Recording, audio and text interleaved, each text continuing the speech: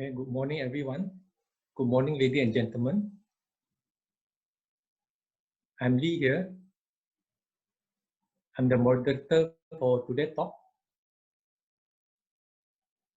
It's a great pleasure for me to introduce our speaker today, who is going to talk to us about the project managers of the future, getting ready. This subject is a subject in which we are all deeply interested, especially during COVID-19 pandemic, where the world is currently embarking on the biggest vaccination programs. Our first speaker is Associate Professor, Engineer Dr. Jeffrey Yap Boon Hoi. His topic talk is the future of project management in 2021 and beyond, from 9 a.m. to 10 a.m. Followed by our second speaker, Professor Dean Kashiwaki. His topic is project management in the age of automation and information system, from 10 a.m. to 11:30 a.m. After the two talk end, we follow by Q&A section. Now allow me to briefly introduce Dr. Jeffrey. Dr. Jeffrey is a head of program for Master of Project Management at University Tunku Abdul Rahman. He has PhD in Project Management from International University of Malaya, Wales, where he is recognized as a Best Student Award. He also has a Master and Bachelor degree in Construction Management and Civil Engineering, respectively. Before joining the academia in 2014, he held many managerial positions with several property development companies in Malaysia. He is also a professional engineer, professional technologist, and project management professional.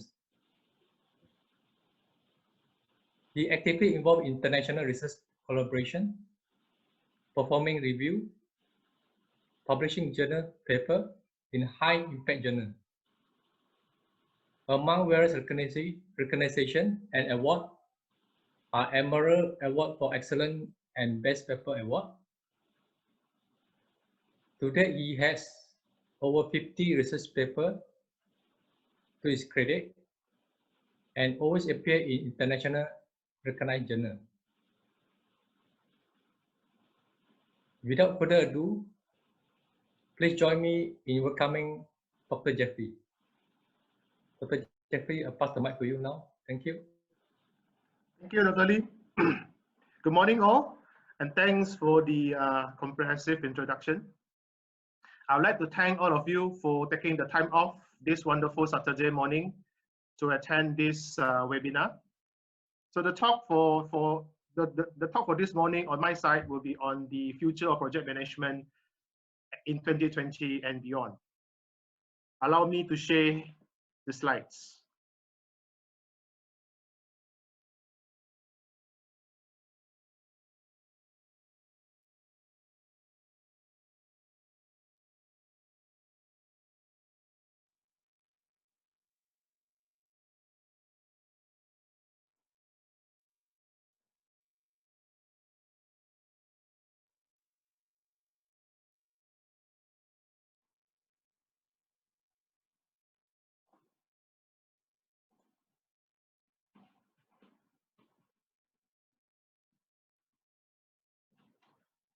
Okay, so we'll begin with the talk.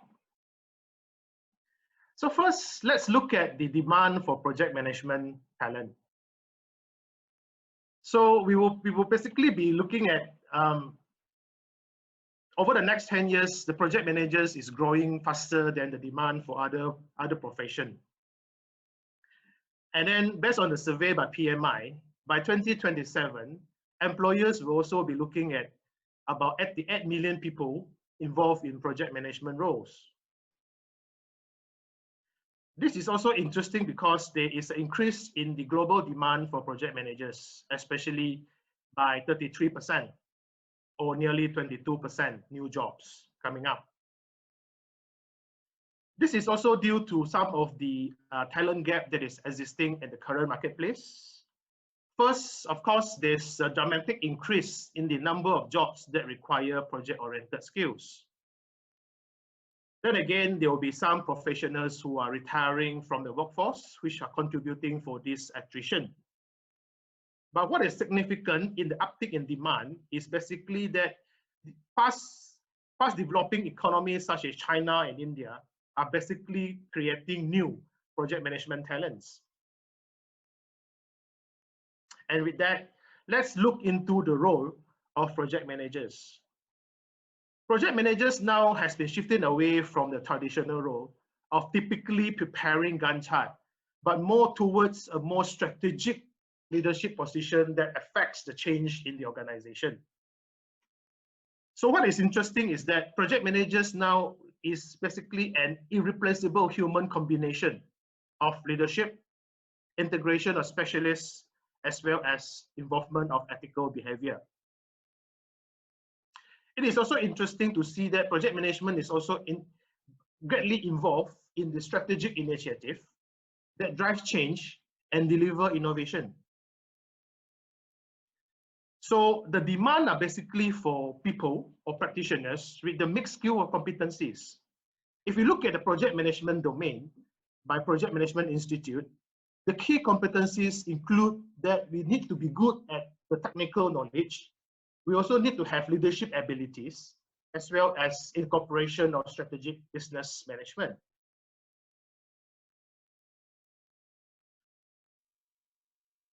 Then what are the sectors that demand more project management talent?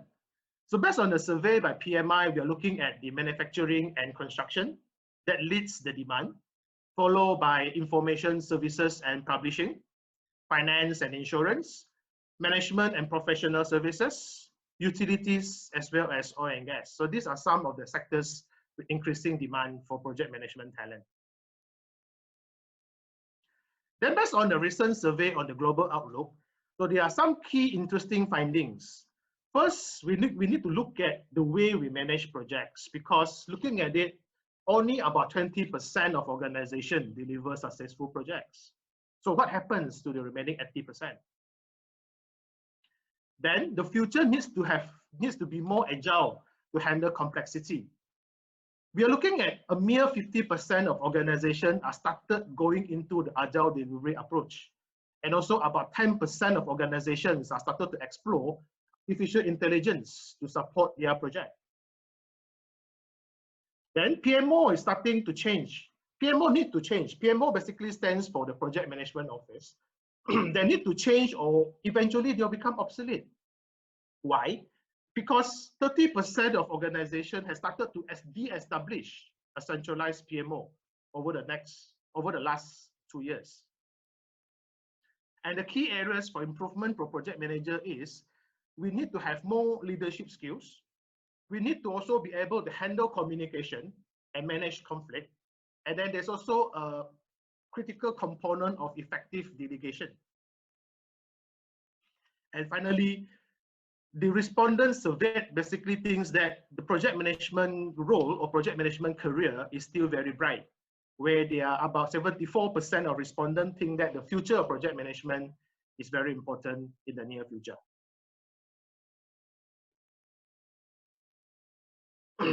Additional findings from the survey include that project management needs to be more strategic, meaning to say that we need to work with business leaders to actually support the overall project strategy. And now we need to have a more well-rounded skills, typically involving change management, negotiating, presenting clear communication to the stakeholders. So these are some of the critical business skills that we need to address. And project management now become more connected with the wider business strategy.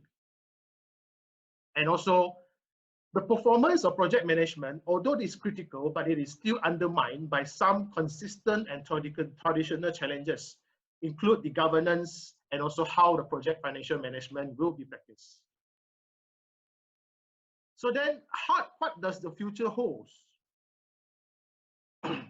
Generally, there's still signs of possibility, there's still signs of strong positivity in terms of the profession, but there's a need of strong project delivery leadership. Next, there's strong demands corresponding to change with projects. Next, we're looking at some of the business areas where projects are now become part of the strategic management. And we need more collaboration and engaging, but less of a process-bound system.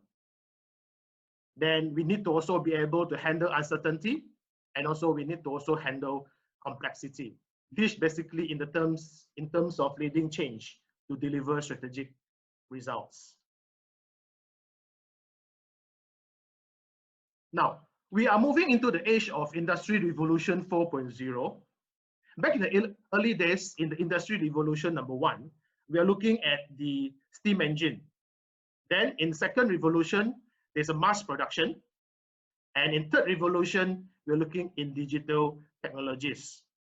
But now in this stage, we're looking at the fourth Industry Revolution, where basically we are trying to leverage on the next generation cyber physical system through technologies such as artificial intelligence, robotics, as well as nanotechnology. So are we really ready to take on Industry Revolution 4.0?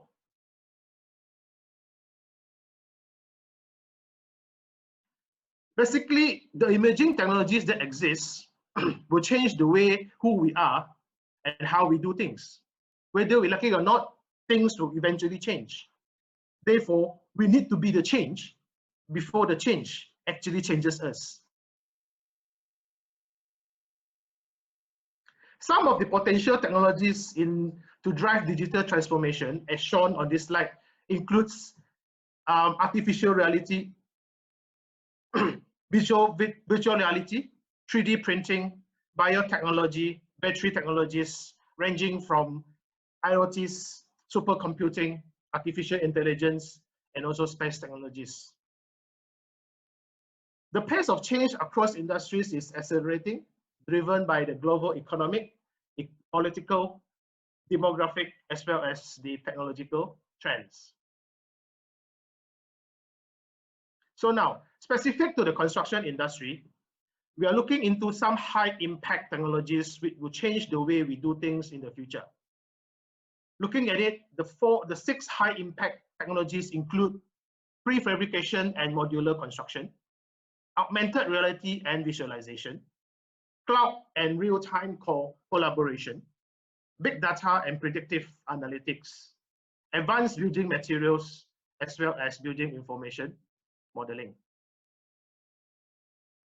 So generally looking at impact of Industry 4.0, there will be some positive, there will be some negative impacts in terms of individual, society, national and the global level, business level, as well as the economic level.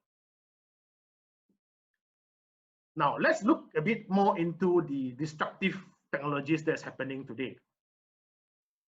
In this age of digital technologies, definitely there will be some disruption in the way we do things. And therefore, we need to adapt rapidly and also take the challenges as new opportunities. Fast-forward thinking organizations are now able to build better products and also able to create stronger customer service at much faster speed. In terms of the workforce, I think we need a high level of agility. There need to be skills and experience to manage the impact of disruptive technologies. And therefore, we need to actually pair these experts with digital and data tools, such as artificial intelligence, as well as machine learning.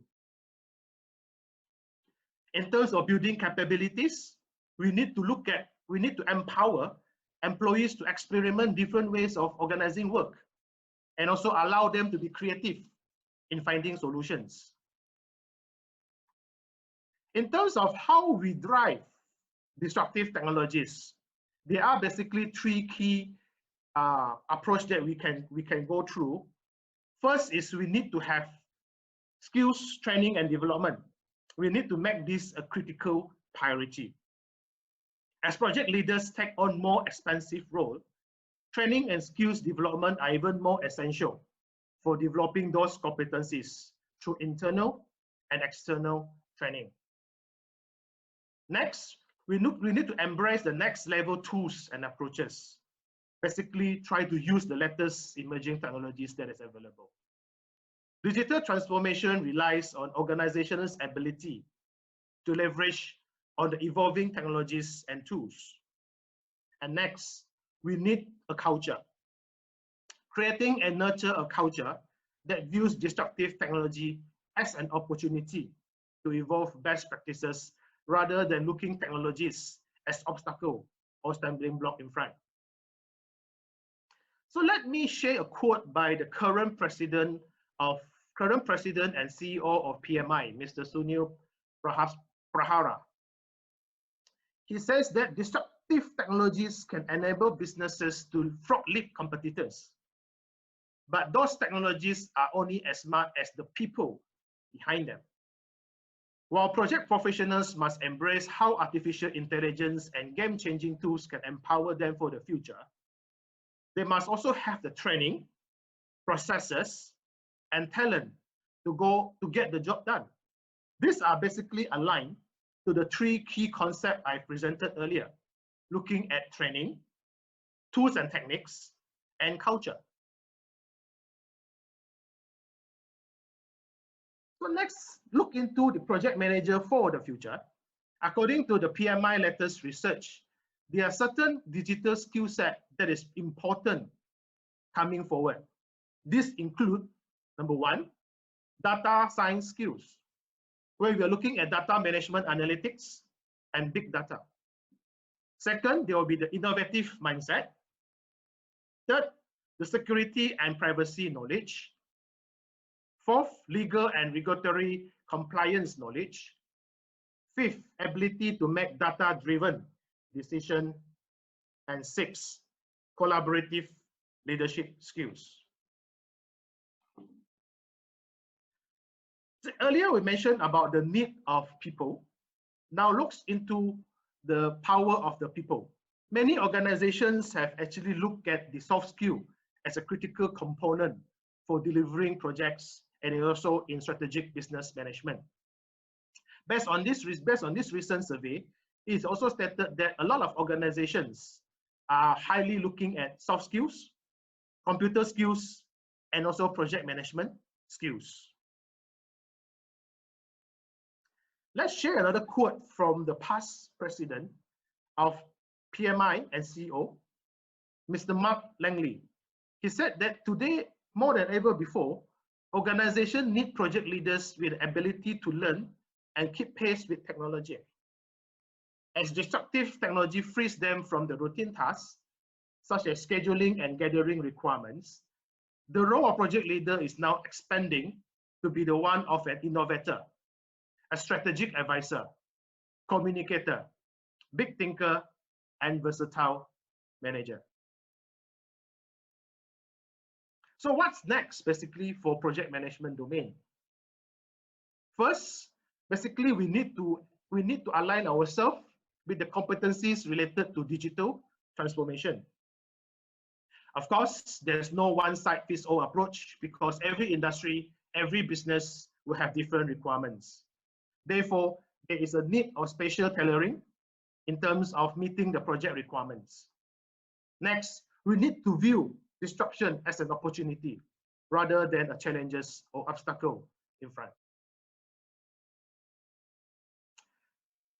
In the next part of the presentation, I'll share a bit of some of the emerging trends in project management.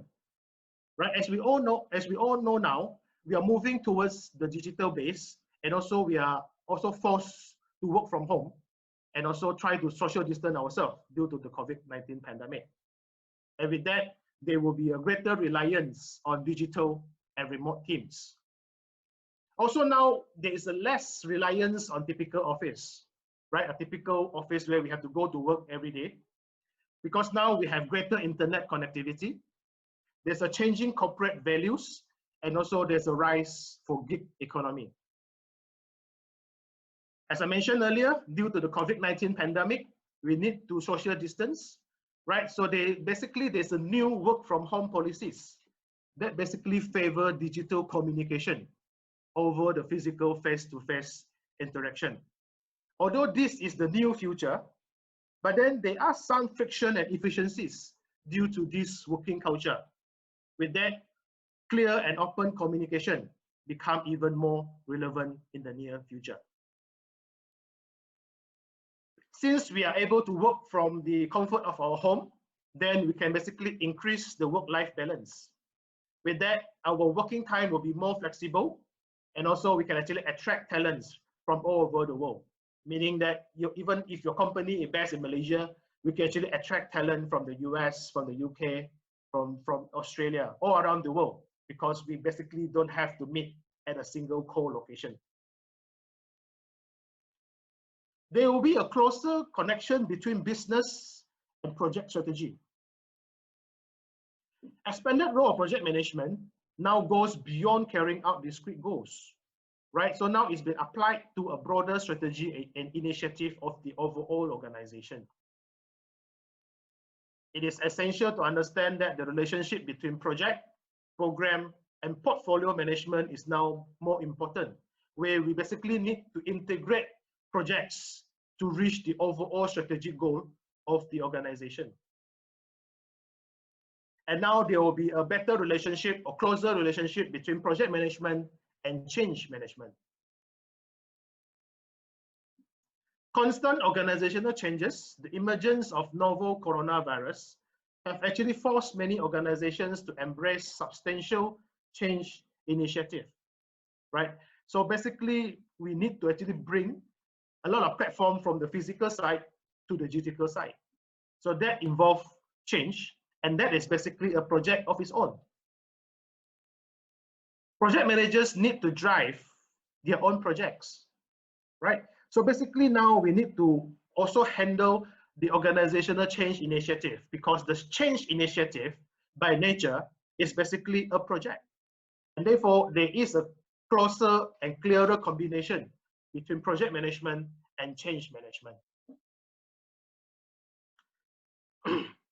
The next emergent trend in project management is that there will be some emergence of hybrid approaches, right? So the next question come in mind will be, is single project management methodology still relevant today?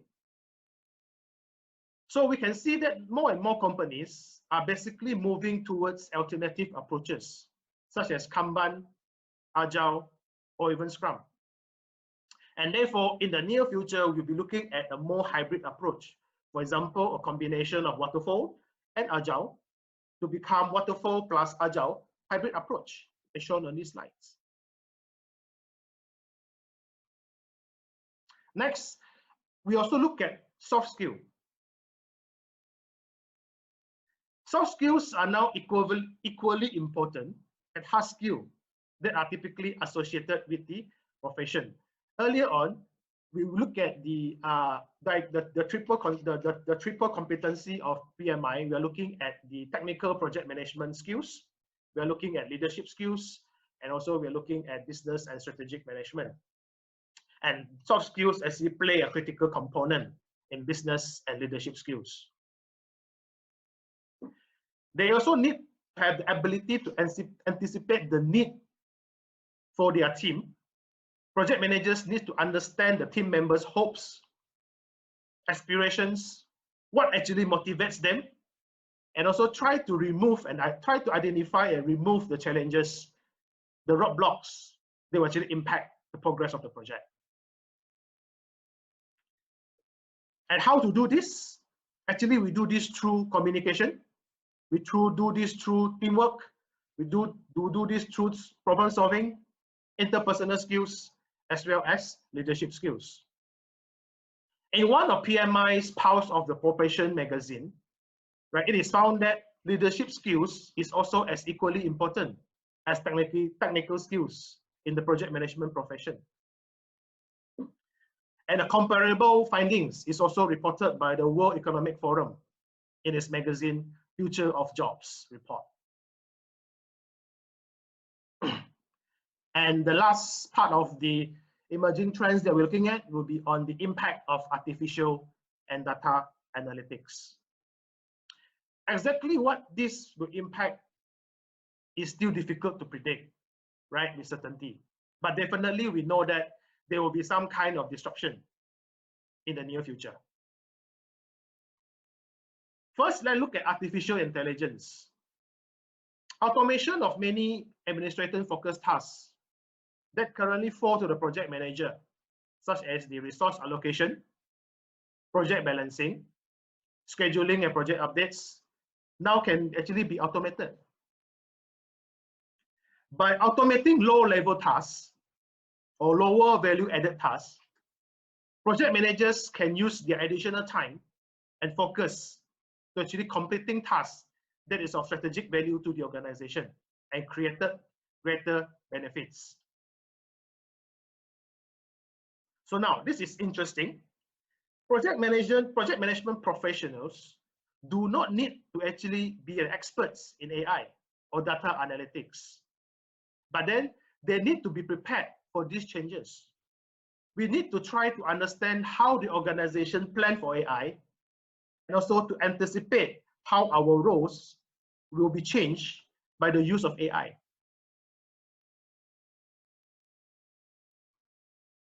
In terms of some of the themes for future project management software, basically we are looking into the 5 areas of shift, right? Number one, definitely there will be some incorporation of blockchain into the project management software in terms of harnessing the digital assets to streamline infrastructure, logistics, and also data tracking of projects. Number two, there will be some incorporation of artificial intelligence as well in terms of automate routine project management and also PMO and project management tasks. Third, we'll be looking at some human and machine collaboration that elevate PM work to the knowledge leadership. Fourth, we are looking at mobile, better access to project management software functionality on mobile devices. And fifth, we are looking at remote access. That is basically to extend connectivity and security beyond the office world. So let me share another quote from Mr. Sunil Pasara, who is the current president and CEO of PMI. What he says here, in the world of agility, right, and constant change, we need to be something we call gymnastic, right? Having the capability of pivoting and making rapid changes and embracing a wide variety of project approaches to meet the challenges. And then we also need to recognize that we need broader skill set and tools to become change makers to address the toughest challenges in the organization today.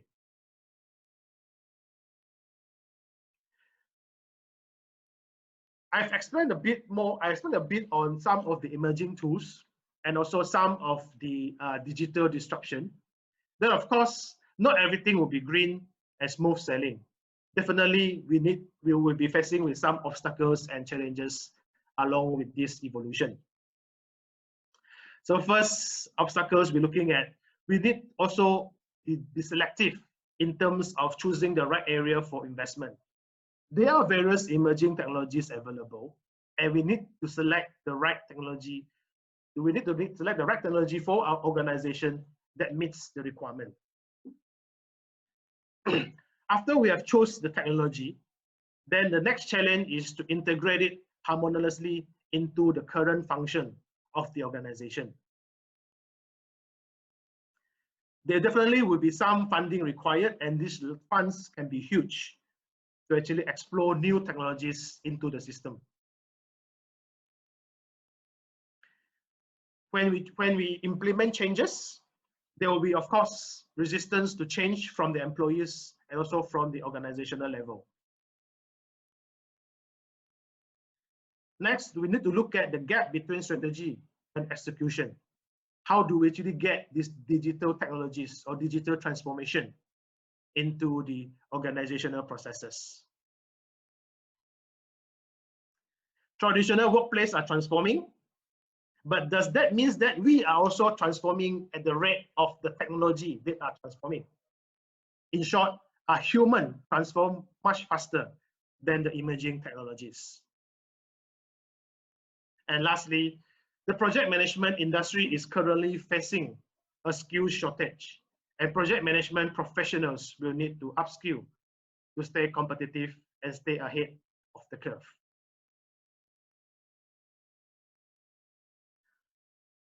In this next presentation, I'll be talking about how we can actually future-proof project management.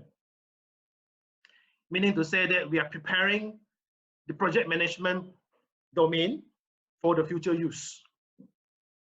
First, we need to incorporate relevant metrics. That is basically to gain trust by providing data on KPIs, key performance indicators, that actually matter to the business. Stakeholder care about the bottom line, and credibility come from data and information. Next, we also need to promote visibility. Visibility creates a culture of trust and can be as simple as regular updates, status reports, or providing access to the project management system where the data is easily accessed and always up to date. Next, we try to be more predictive.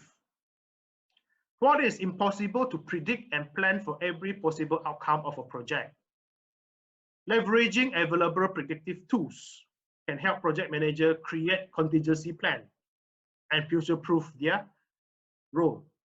And this basically can be done through AI and machine learning. Next is to raise the bar. This can only happen when we have the system in place and also we have a good governance established in the organization and the project management profession. And last, we need to reorganize and retrain project managers to embrace on new tools and technologies rather than just holding on to the traditional ones.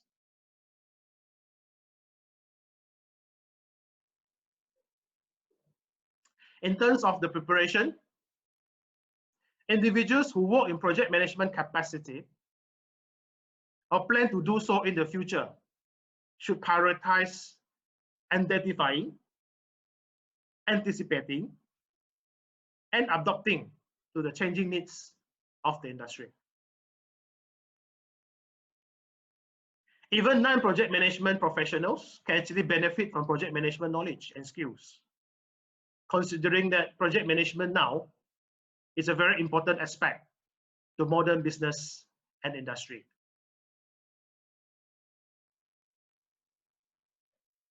So we need to get connected. We need to have the soft skill, because what your robot colleague cannot do is this. There's limitations of robotics in terms of empathy, strategic thinking. Are robots fun? Are robots creative? We also need to have the motivation and persuasion skills, thoughtful customer service, as well as be a good listener to our colleagues. So as what PMI says, moving forward, we need to also have some power skills. This includes strong interpersonal and people skills like empathy, collaborative leadership, and innovative mindset. So what are some of the takeaways and summary of this talk? Project management is an integral function across all industries and organizations. With the rise of globalization and digitalization, there is an increasing demand for skilled project management professionals to manage and lead projects on budget and on time. principles and practice in project management need to evolve in line with an increasing digital economy. A commitment to lifelong learning in the project management industry has a variety of benefits, such as upskilling, career progression, and broadening networks. We need to keep ourselves with project management skill set up to date by attending virtual webinars and events related to project management profession like this one, and learn new skills so that we are prepared for greater digitalization. A Master of Project Management can offer knowledge and skills that immediately be applied in the workplace. In a recent Project Management Institute survey, it was found that project management professionals in the USA that possess a master's degree could increase their salary by at least 13%. Therefore, for those who are interested in upgrading yourself through a postgraduate degree, do consider UTAR as your choice and explore our Master of Project Management program. To know more about this program, you can actually Google UTAR plus Master of Project Management, and then you will be directed to the website that shows the details of the program. For further details, you can also look at the website available on this slide. So thank you for listening, and that's it for this first presentation. We basically will allow more time for the second presenter, Professor Dean Kasiwagi, to share on his talk. Thank you.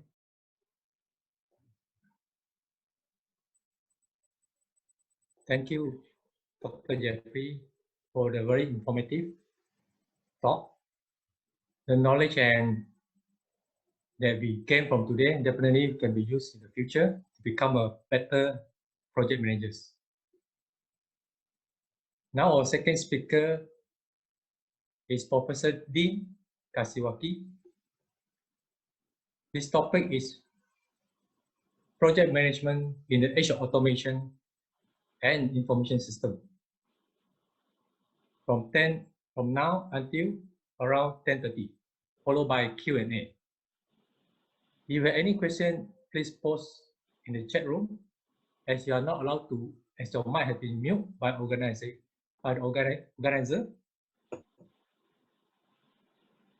Please allow me to introduce Professor Dean.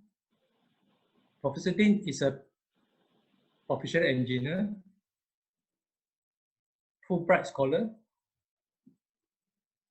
IFMA Fellow. He has 44 years of research experience in delivering of services. He is creator of PM model of the best value approach and information measurement theory. Both are the most licensed intellectual property at Arizona State University. He was a director of performance-based study research group with a 17.6 million research funding, 2,000 research tests, and deliver a 7.6 million of services that minimize vendor project deviation to 1%. He has published more than 370 journal and conference paper and books.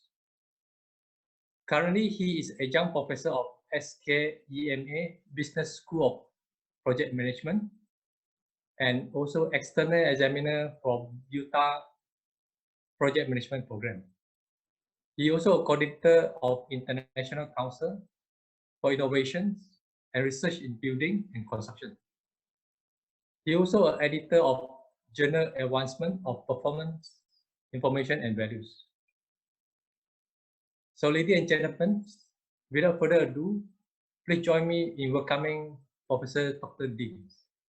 So, Dr. Dean, I pass the mic to you now. Thank you.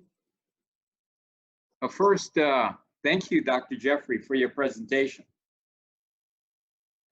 I even learned some new things there. And it gave me some ideas. So thank you very much. And I'm so very grateful to be able to be connected with Utah. As previously described, my presentation is going to be on the project management of the future in the age of information systems and automation. Now, one of my trademarks, as I've gotten older in years, I've figured out that if I don't make things simple, the chances that someone will be able to understand me and walk away with something they can use is very low. So I have to make things simple. And that's a trademark of this presentation. So I always look at, I go to situations where there are problems, right? Because if there's no problems, then they don't need me there. So I have no value. So I always look for problems that I can understand and solve. And so I quickly found out in the delivery of services, there's two major components. The first component is the client. The client has money. The client wants to spend his money. To spend his money, he needs services delivered. And those are vendors. And this is a supply chain. Client, vendor. This vendor may turn around as a general contractor and as the owner's representative now, or as a client, he now wants services from a subcontractor or a sub-vendor. And that's what we call a supply chain. Now, the way it's currently done is quite unique. The client's representatives will always tell the vendors what to do. So the question I always ask myself is, if the people doing the work are experts, why is somebody telling them what to do? This always bothered me, because if this side's telling that side what to do I really need an expert here? And the answer is no, because experts who can see into the future, deliver on time, deliver great services. It's a natural law. They don't like somebody telling them what to do. But that's how we currently do it. The client's representatives always tell the vendors what to do. So in a way, they make some assumptions, and one of the assumptions is the client's representatives think they have control over the supply chain because they have money, and they use the money to control all the entities in the supply chain. Sorry, Prof. Dean, Jeffrey here. Are you sharing screen? Because we can't actually see the screen. Okay, you're not getting my screen? Yeah, it's a blank black screen at the moment.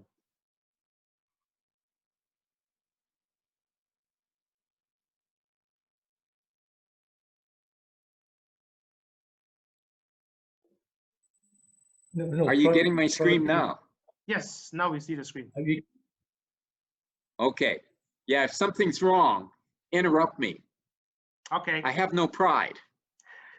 Tell me, Dr. Dean, where are you? Did you disappear? We can't see your screen. Okay, thanks. Okay, we're good? Okay. Now, I like things simple. And what is automation? Well, automation merely is the replacing of human cognitive processes and human effort by a computer. Very simple. That's automation. So if something's been automated, we don't need the human being there anymore doing it. And I'll show you examples of this. artificial intelligence always comes in because people are afraid that now that automation is taking over, the automation or a machine is going to control them. But all artificial intelligence is, it's the programming. There's nothing more. It's the programming. So it's the guts of automation and robotics, right? There's some programming there that tells the robotics or a system what to do and how to do it. Okay, so I'm going to start with my wife and I. And this is where it all starts.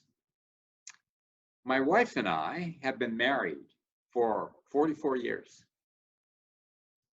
And basically, when we got together, I thought that I had pre-planned this out where my wife and I would be on the same page. And whatever I was understanding, my wife would understand. So we would double my capacity. Well, we had some things happen here that were, quote, unpredictable. Why were they unpredictable? Because I didn't know what they were. Therefore, I couldn't predict what was going to happen, right?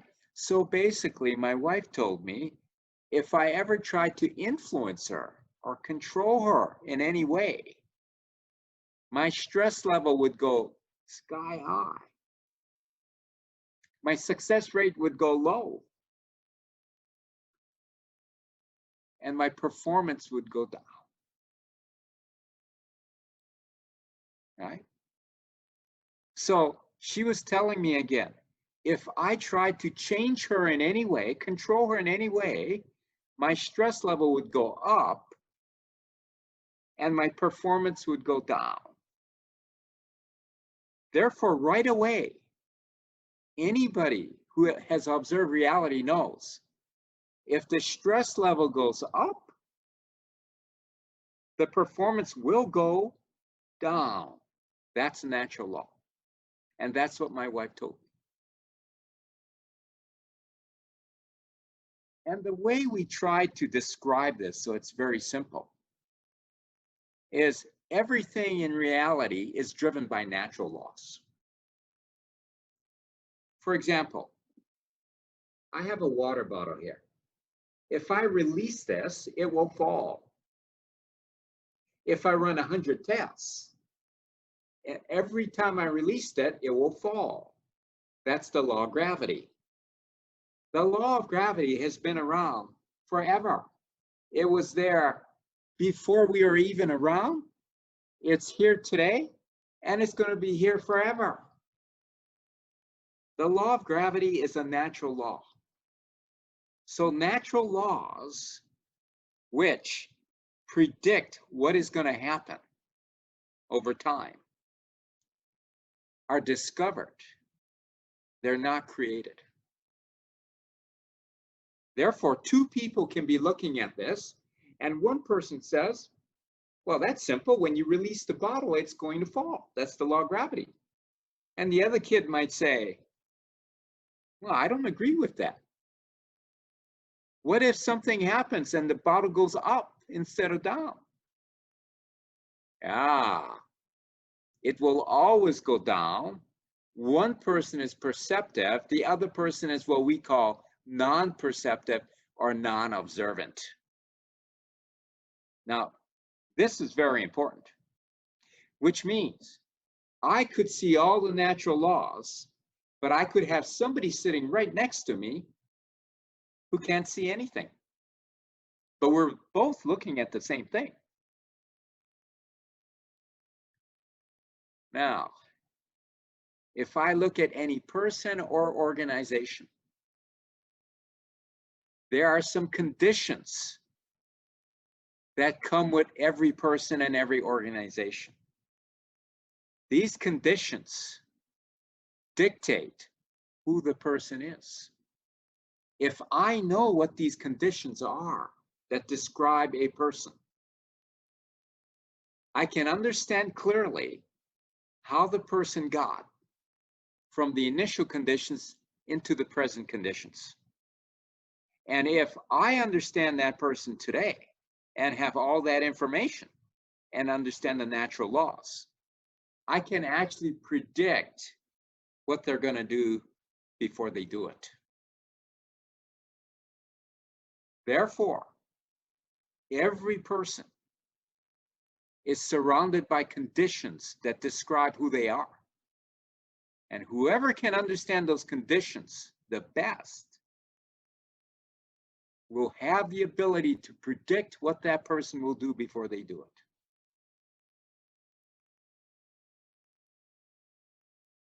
Therefore, we can make this very simple.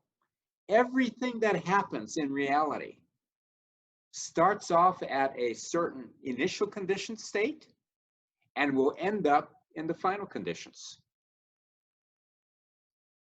If somebody understands the initial conditions very well, over time, they can predict the final conditions. The more they understand it, the greater is their power to predict it at that time, what's going to happen at the future conditions. Now, of course, when it actually happens, everybody can look backwards and say, we know how it got from the initial conditions to the final conditions. Because everybody can look backwards and see what happened. The problem is, not everybody can look forward and predict it. When people can look forward into the future and understand what is going to happen before it happens, that is one condition of an expert. A condition or a characteristic. An expert can see into the future. Now, an expert can also do something else. An expert can tell the difference between my left hand and my right hand. It is very difficult to fool someone who is an expert by, how about this? How about this? Are you confused? Do you know which is still my left hand?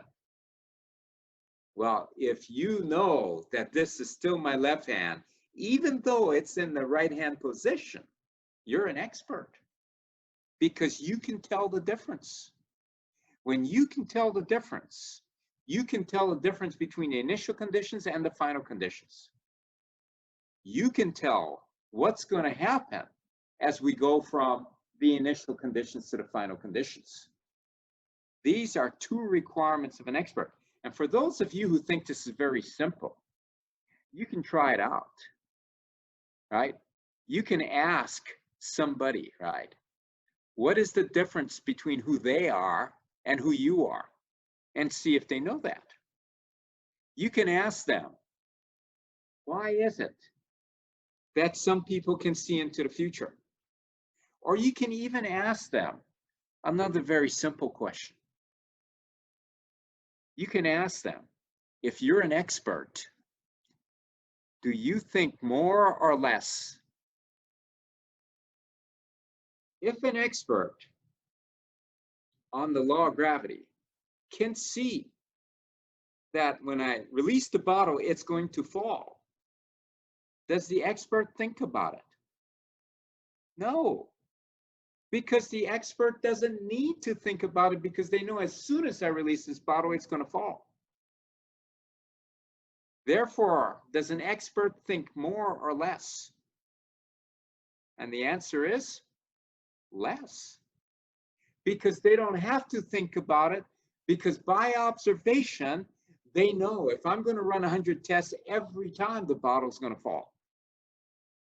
So experts don't think. They just observe because they can see into the future. Experts always know the difference. They never get confused. If somebody asks them, why are you an expert? And what is the difference between what you're going to do and somebody else, what they're going to do? They can always tell you. They can say, I can do this, they can't. They can tell you. When I do something, 99% of the time, it happens. With the other guy, he's not an expert. We'll have time delays. We'll have more meetings. We'll have more of this going on. Now, for all you experts out there, when we have two experts working together versus on another project, we have two non-experts working together. Which ones do more of this? Talk, communicate, more emails, more meetings, right? Communication. Is it the experts working together, or is it the non-experts who are working together? Now, normally, when I give a presentation, I want to see you give me a thumbs up. If it's this group that does more of this, or a thumbs down if it's this group that does more of it, but I can't see, so, and we have too many people. But I can tell you the answer. The answer is non-experts do this. Non-experts communicate more. Non-experts have more meetings. Therefore, as communication goes up, stress goes what? Up. Therefore, communication is not the solution to minimize stress and bring performance.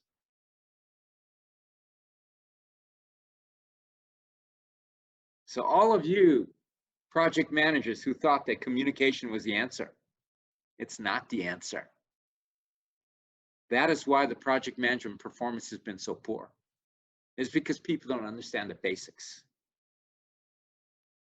This goes up, stress goes up, risk goes up, performance goes down.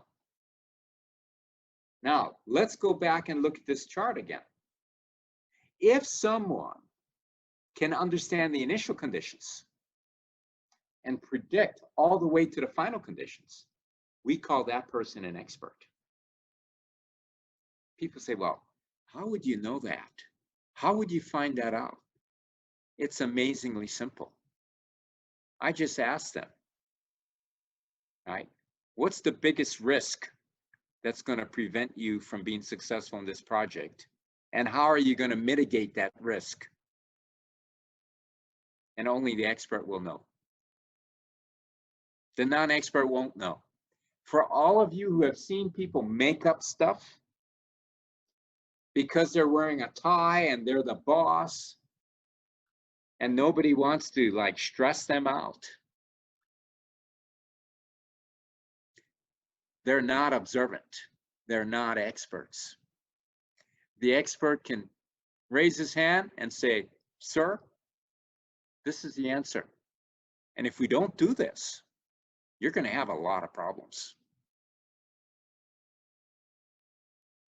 So when we have an event, the initial conditions are always connected to the final conditions. Can anybody come in during the event and change everything so that the final conditions are not related to the initial conditions? No, it's foolishness. Never can be done, never has been done. The initial conditions are always connected to the final conditions, and therefore, the final conditions are actually set during the initial conditions. But people don't know that.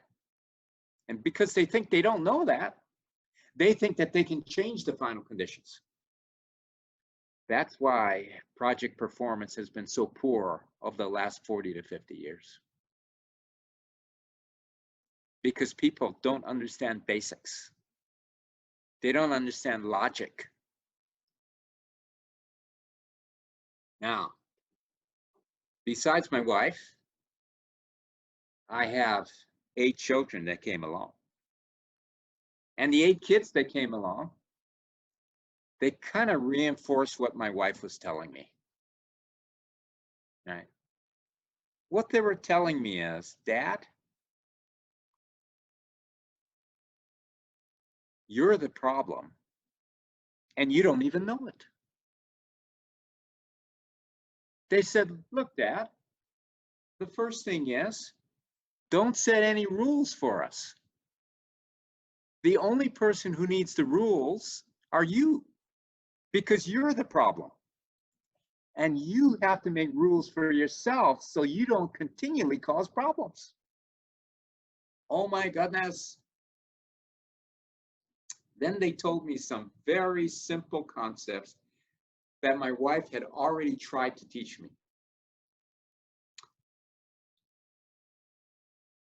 Don't do too much of this.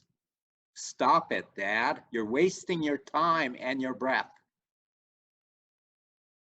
But if you decide to do this to us, make it simple. So we don't have to think about this. Because Dad, if we have to think about this, guess where all your experience and your knowledge will go? In the trash can. So don't make us think. As soon as we have to think, guess what? Which means, Dad, you're wasting your time. Wow. This is when my oldest was 19 and my youngest was 4. Wow. I said, are these accurate concepts? They said, Dad, don't try to control us. Because I had tried to control the oldest one, and it wasn't going well at all. I had all these problems. So I knew that they had something there. And I began to realize I shouldn't be talking. If I did, had to be kept to a minimum. I better make it simple so they didn't have to think. And if they didn't understand it, I'm wasting my time. And I've been married for 44 years. All 44 years we had kids. Now, I didn't have 44 kids now, okay? What I'm saying is, our first child was born our first year of our marriage, so the kids are still around. In fact, they're all having families of their own now. And because I'm a lot smarter now, I now begin to realize that their processing capability is very similar to what I was thinking when each one of these, quote, children were young. Which means the oldest has the most rules. Why? Because I was a rule-oriented guy when they were young. The youngest has the fewest rules. Why? Because by the time he came around, I figured this thing out. But I can tell you that when they were born, how I was thinking is very accurately describing their processing levels. It's very interesting. This is a natural law. So now, as the father, how much can I go to any of these families and help them fix their problems because I have more expertise? What's the answer? Bang. 0. Nada. It was better if I didn't talk. Now, I didn't know this when I was young. Yeah, so you students who are younger, you may go, what's he talking about? Ah, you need more experience. Which means, if you need more experience, is that a more positive thing, or is that going to like stop you from being visionary? That's a good question. I'm not going to give you the answer. So at the end of the presentation, if a student still remembers that question, you can ask me at the end. Now we have this ecosystem. and talking with Dr. Jeffrey over the last couple of days. He uses the word ecosystem also. And how much control or influence do I, as the oldest, most experienced, most, don't tell them, but intelligent person, okay, how much influence do I have over this ecosystem now that keeps growing every day? The answer, again, very simple. 0. No influence. It's better if I didn't say anything. And people would say, well, what do you mean? It's better if I didn't say anything. Which means I become a more effective project manager when I say more or less. The answer is less.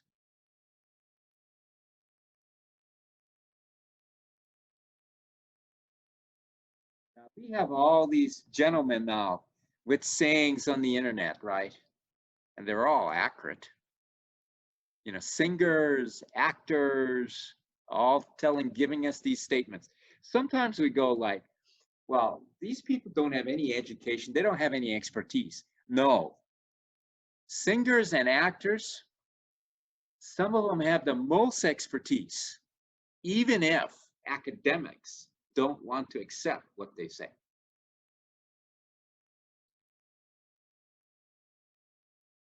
So what are the simple rules again? The natural laws that are true here in the United States, they're true over in Europe, they're true over in Asia, they're true in Malaysia. Is communications is a problem, is a source of risk, whether it's the spoken word, emails, meetings, directions, specifications. It is the source of problems. In other words, the less I have to tell somebody what to do, the less risk I have and the higher performing that project will be. Wow. Is there any way to transfer information effectively from one person to another? The answer is no. Now,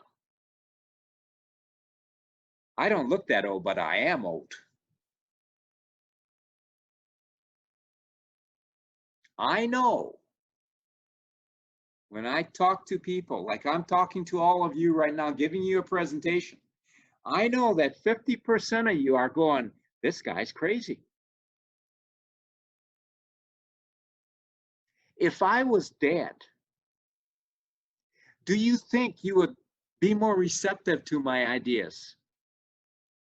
Absolutely not. If you're listening to me and you can't understand what I'm saying, if I put it in a book this thick, do you think it's going to make it any easier for you to understand? The answer is no. Then why do people pitch this idea of having knowledge bases? So people now, after those people retire and pass on, they can go into this knowledge locations and they can actually find out what the answer is. I can tell you, that's so inefficient. I've never seen it work. And if you brought the guy who actually had the problem, bring him back to life, they wouldn't even listen to him. Because we have no influence or control over people, right? So I go back to the previous slide. Do you think this guy's a guru, Jim Carrey? Right? Is he a guru? Oh, how about Bruce Lee? Would you accept what Bruce Lee says? Is he a guru? Now, these people are all identifying natural laws. And the only reason that so many people in academia and in engineering and project management and quantity surveying don't understand and don't listen is because they don't have perception, because they can't tell the difference. And I'm going to show you why.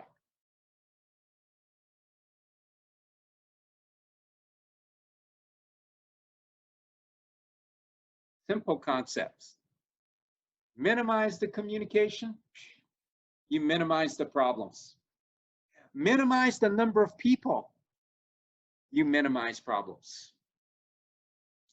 Why do people, when they have problems in a project, maximize communications, maximize the people who are involved? Because they know nothing of natural laws. Simple answer. You know, when I was young, I used to think, because my dad was an engineer, and I used to think that the only smart people around were engineers. In fact, I remember very clearly, I had a professor who I feared because he said, unless you know every equation and you know how to apply it in every circumstance, you're not worthy to be an engineer. You need to go across campus where the people who know nothing are studying. And you need to get your degree from there because you're not worthy to be an engineer. I still remember that. In fact, I have a new saying to all of the engineers. If you have to know everything, if you, quote, swim alone because you know everything, do you know what happens to fish that swim alone? They kill them. So natural law number 25, you better have friends who you can, quote, identify and utilize their expertise. Because the identification and utilization of expertise is how we're going to mitigate risk. It's the project management and risk management model of the future.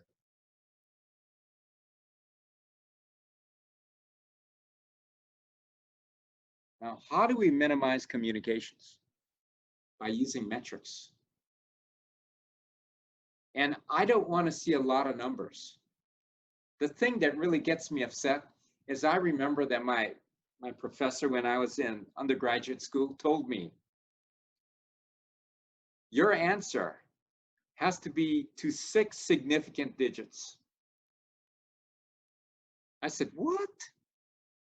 He said, yes, if it's not to 6 significant digits, your answer is going to be marked wrong.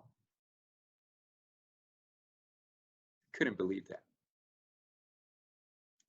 From very early on in my education, something made me very uneasy about what engineers were doing.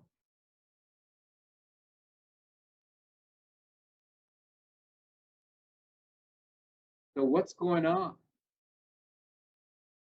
Automation is being implemented everywhere. When automation kicks in, from my rough estimations, from what I know of case studies that I've heard about, and from my own observations, when automation kicks in,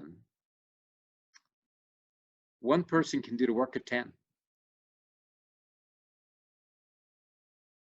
Otherwise, that automation is non-performing. It's not good. No, we're talking about automation now that actually replaces the cognitive processing of human beings. Right. Now, the whole secret to what's going on here is we're going to replace having to do this, having to know everything, by the identification and utilization of expertise. And we're going to know that when we meet an expert, the experts can do 3 things. I've already told you 2 of them. They can tell the difference, right? They can tell you the difference between how they do it and how somebody else does it. They can tell you the difference between the beginning and the end. They can tell you the difference between this project that we're now doing and the previous project that we did. They can tell you the difference on what they're going to do differently because they had problems on the previous project. They can tell the difference. They can see into the future. When they can see into the future, that makes telling the difference so much easier. And number 3, they can simplify. And they simplify by using metrics. And metrics that they use does not make somebody what? Think. If they're using metrics that makes you think, then they're a non-expert. So I always tell people, when they come up to me and they're chatting with me, I said, you know, if they go on for more than a couple minutes, I tell them I can't help you because you're making me think. And because I'm so old and I only have 4 brain cells left, you have the possibility to kill one of those brain cells. So you need to go find somebody who's an expert who can help you because I can't. Because you're making me think. Keep it simple. If it's simple, I can understand it. If it's not simple, I can't understand it.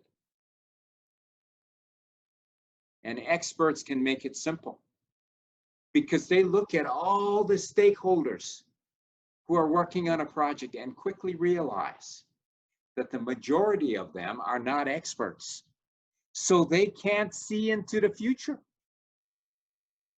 And unless the expert makes it simple, he definitely knows he's wasting his time.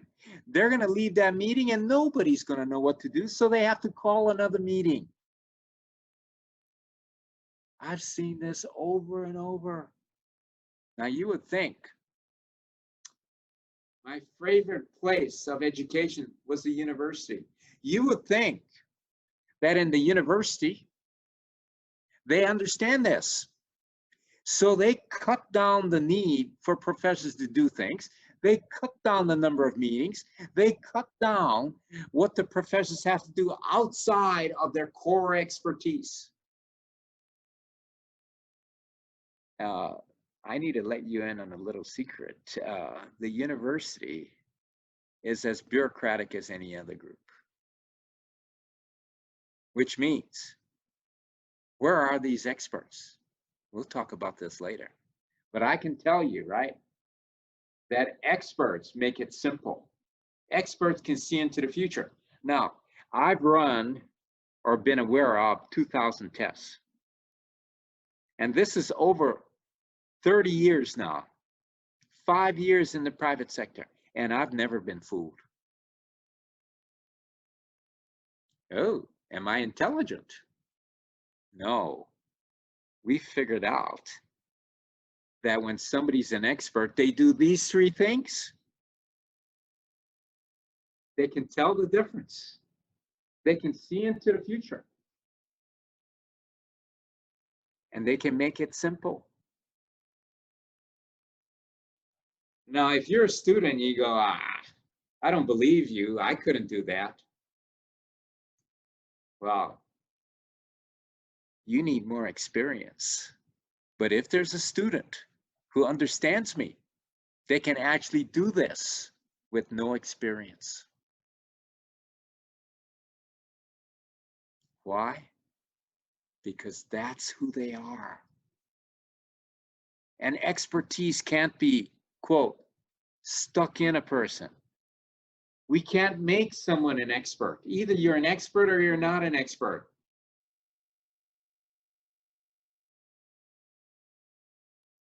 Yes. Why is automation so successful?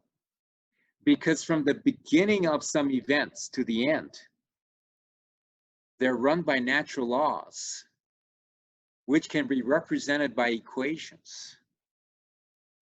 And that can be put in a computer. And I can guarantee you that the computer can process more things faster than a human being can.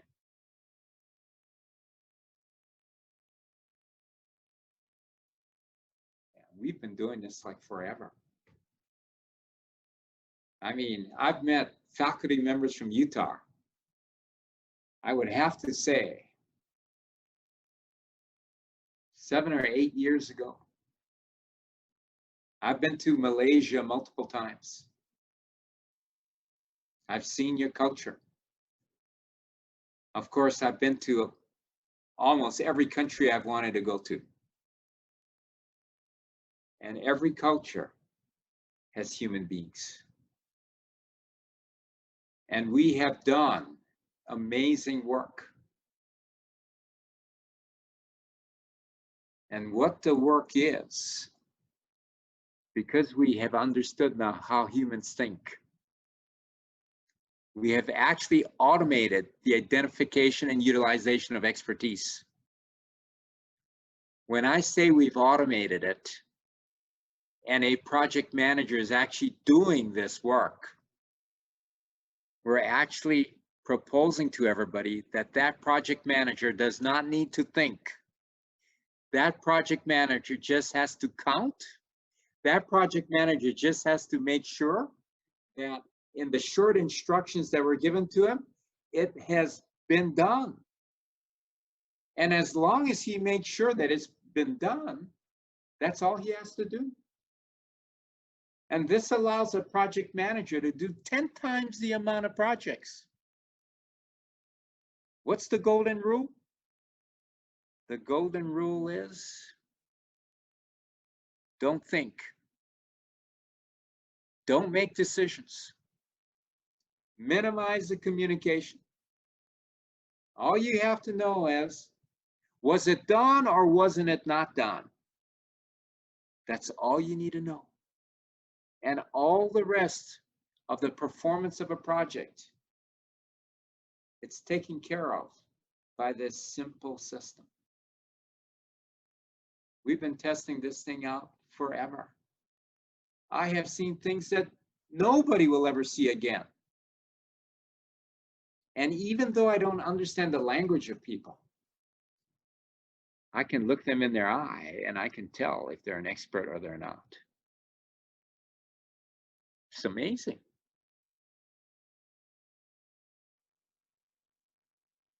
Now, let's talk about some basics with the industry structure. I've used this chart for 25 years. It's performance and competition. Now, let's get back to what I said about traditional thinking. Traditional thinking is thinking that has been used by project managers going backwards for the last 50 years. This traditional thinking says all vendors are the same. And if I communicate this to vendors, they all understand. Well, even if you're young, you know that these claims are ludicrous. It's not accurate. But that's what this system set up. This system is a client-centered system where the client is using professionals. And the professionals are saying, you're all the same. And therefore, the only value that we want, if you're all the same and you all understand, is the lowest price. My goodness. And how many times have we run this model? Wow. Now, I'm going to show you some examples that not many people have seen. Why haven't they seen it? Don't know. The event only happens one way, and I've seen an awful lot of things. I've actually been threatened. People have actually told me that they're going to do nasty things to me if I say certain things.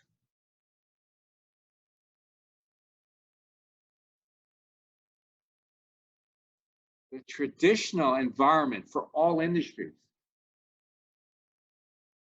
is where the client is the most important, because the client holds the money and the client wants something done. In order to get it done, they created a structure of professionals.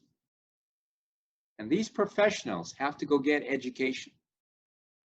I'm a civil engineer, so I had to get an undergraduate education in civil engineering. Then, when I got out of school, I had to take a practices exam, where everything I'd learned in college, bless my heart, everything I learned, I had to pass an exam on all the fundamentals. My goodness. When we went into a room where I took the exam, I had people with books from the floor all the way to their height. They had all the books, every book, because this was allowable.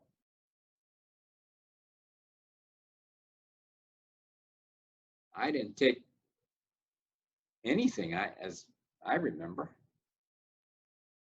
And so I was very threatened by this. I was going, my goodness, I'm not well prepared for this. Maybe I should just leave and take it again. And I told myself, don't think. Use your intuition. If you don't know, guess. If you guess, the worst that can go wrong is you're wrong. Imagine my surprise when I get a letter saying that I passed. Oh my goodness. It's the fundamentals exam. They call it the EIT in the United States. So once you get that, and you have so many years of experience that you have to document, then you send that information in to the registration boards. And they determine if you're ready to take the final exam. The final exam was easier than the initial exam. So I took the exam.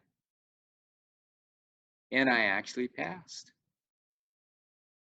I think I passed in the first time, but I'm getting old. So I passed. So now I'm a professional engineer. Now, what's the problem? We can't tell the difference between the engineers and who's better and who's not. And all the engineers, because you can't tell, they're all forming relationships. And there are many engineers and professionals who think it's who they know that gets them the job. Not what they know, it's who they know. And it's going on because the system is set up. It can't tell the difference.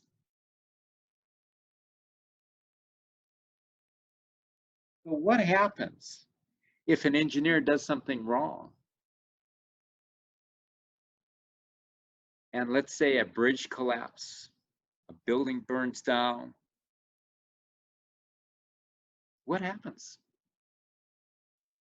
As long as the engineer can honestly say that he tried his best and he used practices that he was taught as much as possible, they can't do anything to him.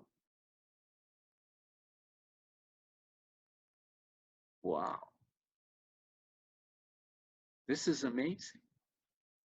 Now, I wouldn't be telling you this story if I didn't have some evidence. And I have the evidence because I couldn't believe what was going on. Now, if you look at extremes in society, so what we're talking about is the guy who's very observant. He can see into the future. He can tell the difference. He understands natural laws. He minimizes his thinking. If he doesn't know, he immediately says he doesn't know, and he goes and identifies and utilizes experts who know. And he knows how to find these guys. Because they can see into the future, they can tell the difference, and they make it simple. Experts love working with experts. Now, we have the other extreme in society. We have all those people, right, who don't know. They want more experience. They like to think. They like more information. They think that if their information, they can gather all the information that they can actually know.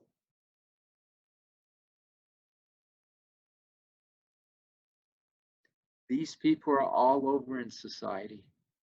And I can tell you, just by the pictures, right, that I set up, that there are more people who are like this, and fewer people who are visionary or expert.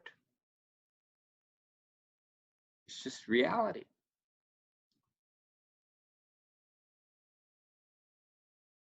So which side loves to make decisions?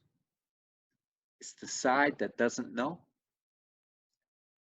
Just to make a point here, if I ask somebody what will happen when I release the bottle, and the person says, I need to have about 10 minutes, I need to ask you some questions about this because I need to make a decision on this, I can give you a clue. That person is not an expert.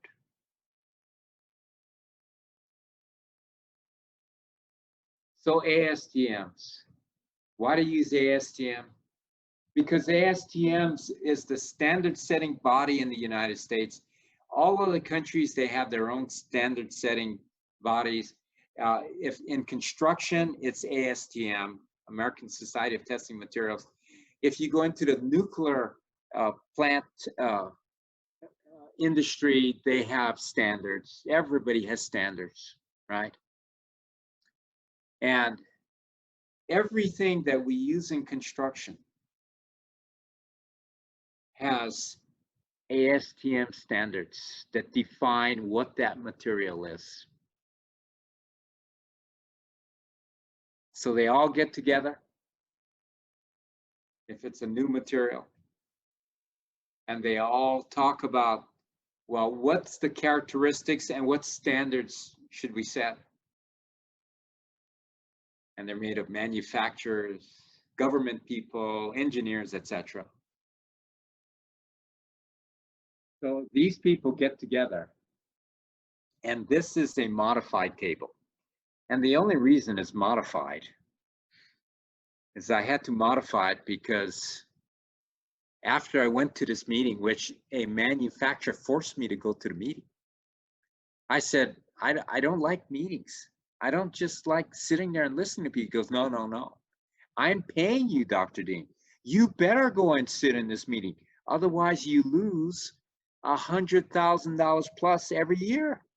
Oh, he got my attention. So I went to the meeting. And this meeting was setting the standards for exterior silicone waterproofing material.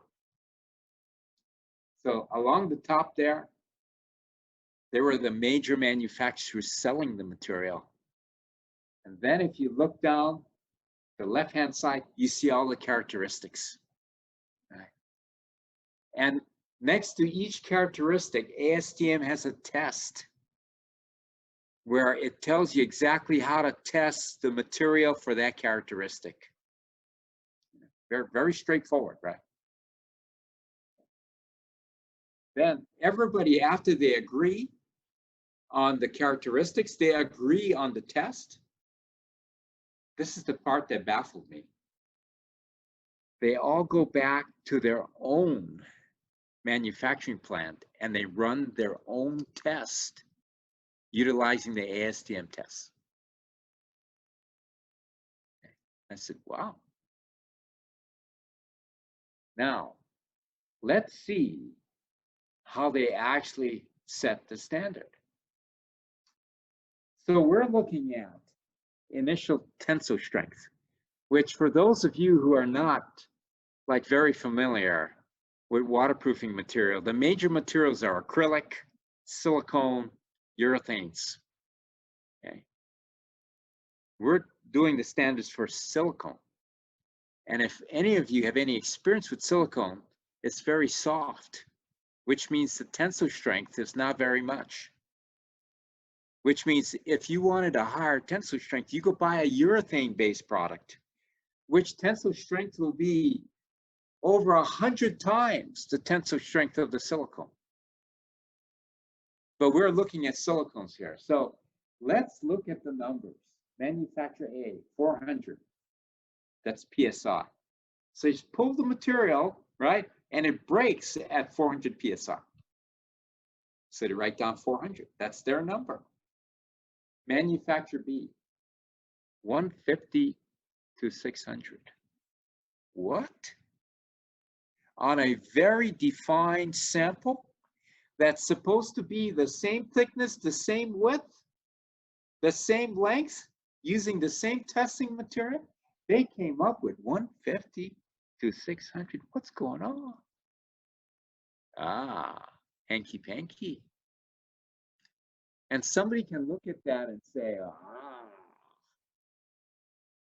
let's throw their information out because it's not reliable.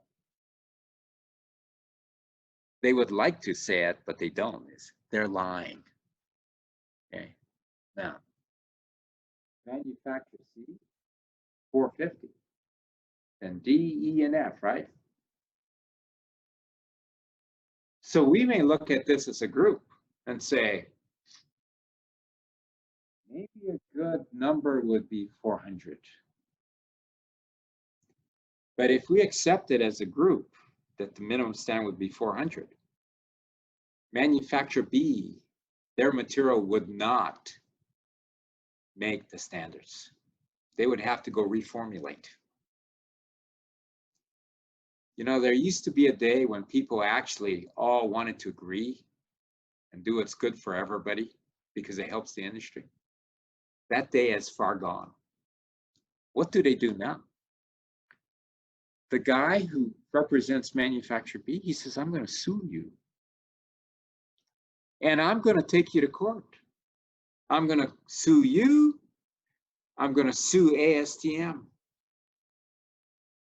And I'm going to put you up on the stand in front of a judge or a jury. And I'm going to ask you, how did you decide that 150 wasn't a good number?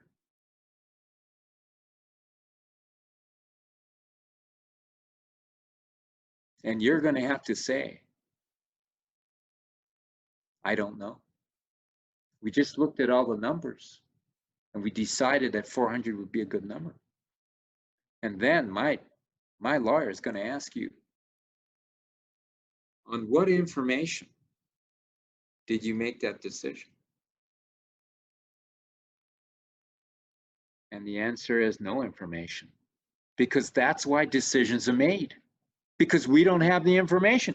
Because if we had the information, we wouldn't have to make a decision. Wow. Which means every time somebody makes a decision, is it because we have good information or don't have information? The answer is we don't have the information, so somebody's forced to make a decision on the information that they don't know. Wow. And because ASTM is such a big organization, and because they already got sued once, the leader of this group said, we're not going to exclude anybody. What? Everybody makes it. What? He said, so this is how we run this meeting. We're not going to make a decision and say only these guys are good. We're going to look at all the different numbers. We're going to take the lowest number in every category, and that becomes the minimum standard. What? I caught him outside. I said, what are you doing here? This goes against every ethical fiber in my body. And he looked at me and he said, Dr. Dean, there are a lot of people who depend on this job for their livelihood. Don't get into their rice bowl. Don't try to upset anybody. This is how we do it. And so what they do is they take all the characteristics. Now they got all the minimum standards. Now each manufacturer knows if this becomes the minimum standards and they have actually higher performance, but all you have to do is meet the minimums. What are they going to do to their performance? They're going to drive it to the ground. And this is exactly what happens. So what are the minimum standards for? Are they to utilize high performance materials? The answer is absolutely not. Once again, the system of professionals has set up minimum standards because they can't tell the difference. Because they don't have enough information. The system can't tell the difference, therefore the system can't see into the future. It's not simple because the normal layperson looks at all these numbers and goes, what's going on here? So of course, I have another even more blatant example. And this is what I propose to project managers who want to become visionaries. You always look for failures. And I propose to the staff at UTAR and the project management group that they allow the students to utilize concepts from the body of knowledge from project managers. And they use that body of knowledge to explain why we had failure. And that's the only way you'll know that some of these concepts that we've been using for a long time, they're just not accurate. Remembering, the need to pass information goes up. Risk goes what?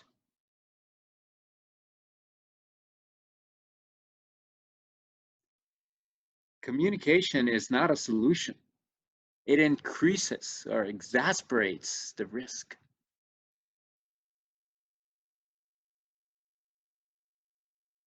But why hasn't anybody told anybody else that this is true? It's because it's very complicated unless you make it simple. And this is going to make it simple.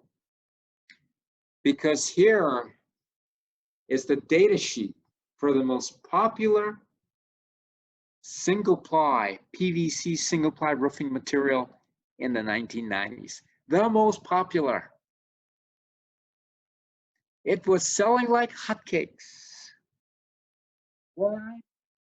Look at the tensile strength. Look at the ultimate elongation. I mean, I often wondered why they didn't use this material for diapers. Because the diapers would be reusable. My goodness. I could use one diaper per year. This was heavy-duty material. Could it stand cold? Oh, yeah, look at that. Cold brittleness. That means it didn't get brittle until it was minus 30 degrees. And you would have to expose the minus 30 degrees centigrade for a duration of time before it got brittle, which means forever. It wouldn't fail. Now, why would I show you this? This roofing system with under 10 years service period duration, when it got cold, in the city of Grand Rapids, Michigan, 100 of these roofs exploded on the same night. I couldn't believe it. I call it the bang for the buck. Get it? Bang. Because everybody heard of what when these things explode? A bang. It's the bang for the buck roofing system. Unbelievable. Now remembering, it's great physical specifications. And it met all the ASTM tests. Remember this.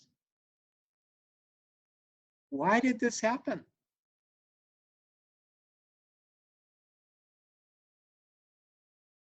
It was the #1 selling material.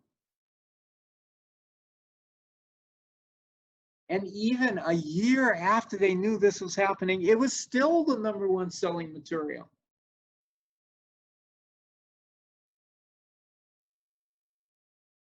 But it became such a huge problem and a liability and caused so much damage that the NRCA, which all the engineers worked on that and worked with ASTMs, who set all these standards, right?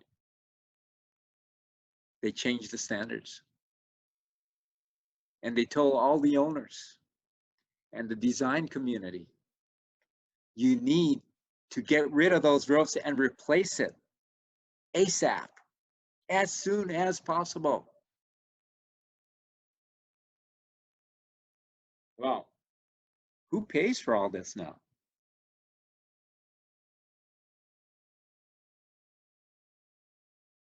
Went to court. Why were they using minimum standards? Because they couldn't tell the difference. Could they see into the future? Not very far. Now you say, Dr. Dean, why didn't I hear about this in school? I can tell you the only reason I have all the documentation and all the information is because I knew what was going on. And I also knew that nobody else wanted to give the information to anybody. So if you wanted to go research this, the only way to research this is probably to come talk to me, because nobody else kept the documentation. If I went on the internet today and looked up unreinforced PVC, failure mechanism shattering, it wouldn't give me anything.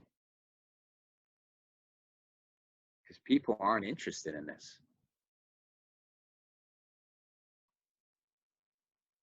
Next case, Grenfell.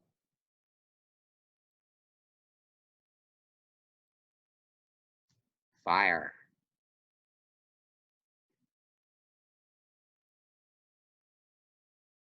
It's not a good case. And it happened to tenants who were not very wealthy. What happened in this case? The cladding, or the outside covering for the building, was supposed to be non-flammable, and it was flammable.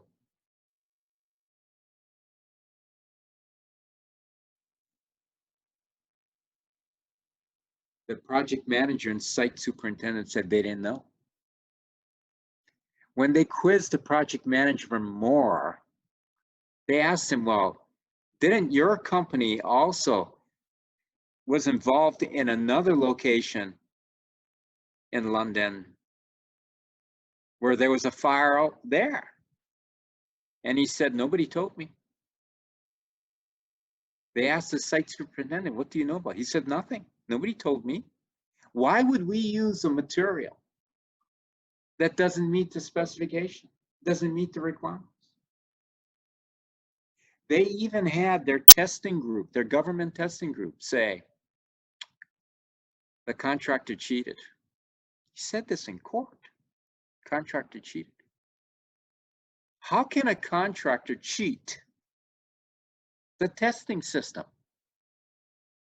The testing system has to stamp every product that it meets flammability requirements,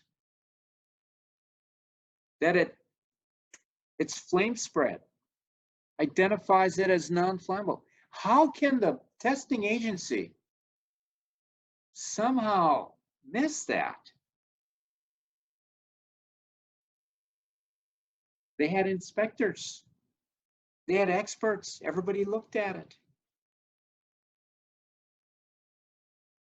4 years later, the whole system of professionals, the architects, the engineers, the fire specialists, the testing people, nobody knows who should be blamed for this. 72 people died in a fire.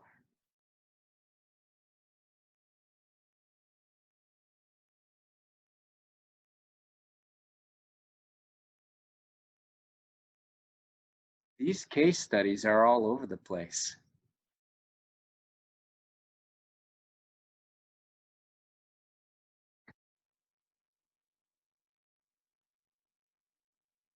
Can you imagine when 72 people died and they're going to sue in court?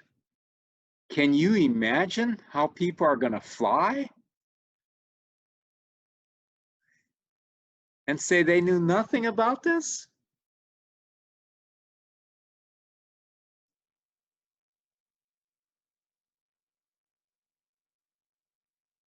Why do we have government inspectors if they have no technical knowledge? When they asked the site people and the contractor's project manager, weren't you aware of previous fire experiences? Because your company had something like this. He said, no. He said, this is my first project that I'm doing for this company. And no one gave me any training. Nobody gave me any education. I can't get into the weeds, into the details. And on the majority of questions, when they asked him, well, didn't you think about this and this? And he said, no.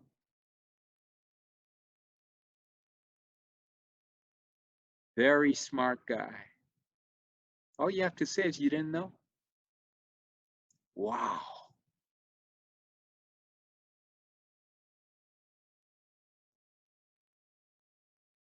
Yeah, this is a supply chain problem. And everybody is in this. That's why it looks so complex. No one uses logic. No one makes it simple. Everybody assumes that you're just the same as me.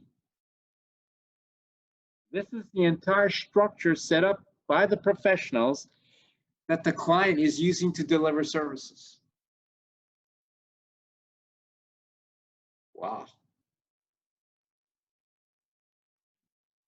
Now, there is a second quote system called the best value system. So remember now, the traditional system, they can't tell the difference. They only have competition so that all the vendors cut their price. They use this system on contractors doing construction. They use this system on quantity surveyors. They use this system on engineers. They use this system on each other with these assumptions that you're all the same. Well, there are some people, but they're in the minority. But they'll become more obvious in the future simply because They run competitions so that they can identify the expert. And when you have 5 that step up, and only 1 can do 3 things: tell you the difference, see into the future, and make it simple. If you think this is easy, you should try it. It's not. The only way you can do these 3 things is if you can tell the difference, you can see into the future, and you can make it simple.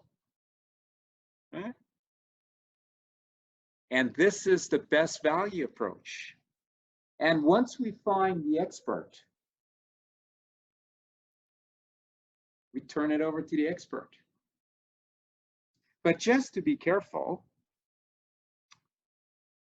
we tell them that they have to have a pre-plan, that they have to cover all the details, and that they have to identify and mitigate risk in doing this. Now, because we have so much research, we have found out that when you actually have an expert, that the expert causes less than 1% cost deviation on the project. 1%. Many cases, they cause nothing. So to make the best value approach simple, we just assume that risk is caused by who? Non-observant stakeholders, the client. We assume them. So an expert vendor never causes risk. Some people say, what? How do you know that?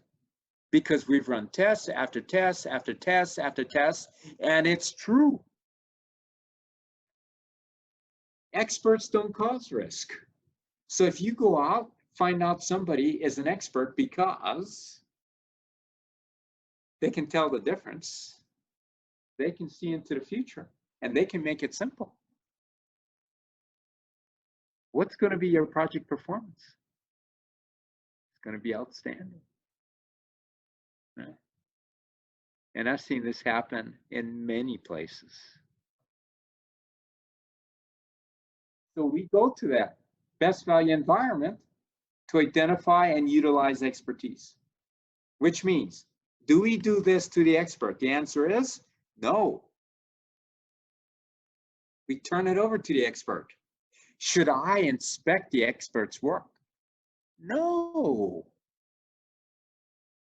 Where do you have to inspect? It's down at the bottom there in price base, where you thought everybody was the same, where everybody's trying to give you the cheapest product, where nobody can see into the future, nobody can tell the difference, where you have to try to control them, which you can't do. And that's where we've been in project management for the last 30, 40 years.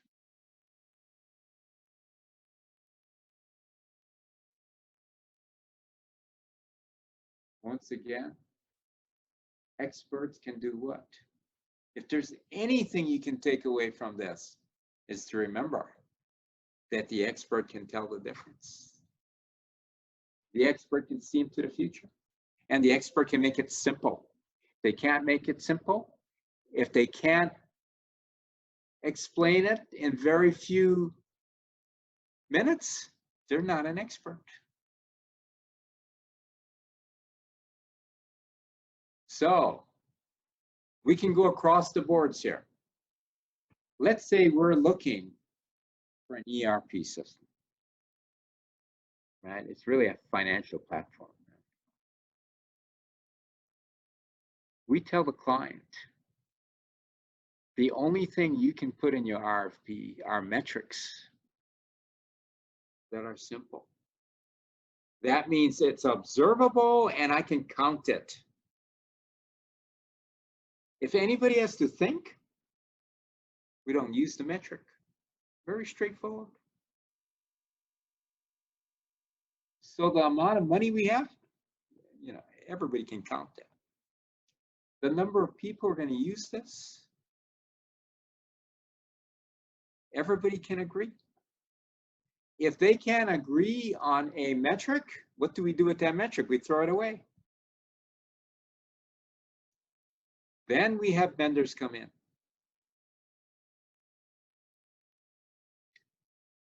And the vendors say, we have done projects just like yours. Not exactly, but close. And these are our metrics. And we have other metrics that you'd be interested in, and what are they? This is the time deviation, the cost deviation, and the customer satisfaction. When we see this, we have found an expert. Am I going to trust this vendor that those metrics are accurate? Trust goes up, risk goes which way? I'm not trusting anybody. If you came to me and you're my close friend and you told me something, I'd say, I don't believe you. And he said, trust me. It always reminds me of the story about the two people who are young people. They met at the UCLA campus. The young man was from a small town in Texas. And the young lady, she came from the city, from Los Angeles. And they fell in love, my goodness. Finally, the young man said, we've known each other for a couple of years now. I want to take you home to meet my parents. And the young lady got really nervous. And he said, why are you nervous? She said, because I haven't given you all the information. He said, what haven't you told me? She said, I actually have been married 5 times before. 5 times I've been married. But she said, you really don't have to worry because every time when we had a problem, it wasn't my fault. It was always the other guy's fault.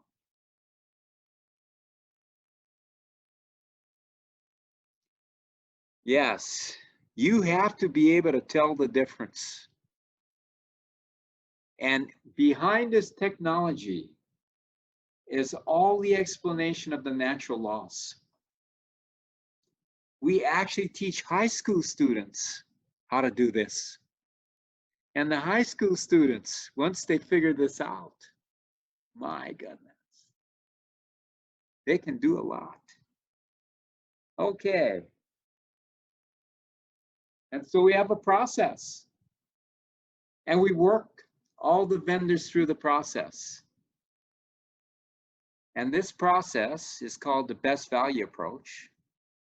It's now an upgraded best value 3.0 approach that has completely minimized any need to think, make decisions, or do any type of work.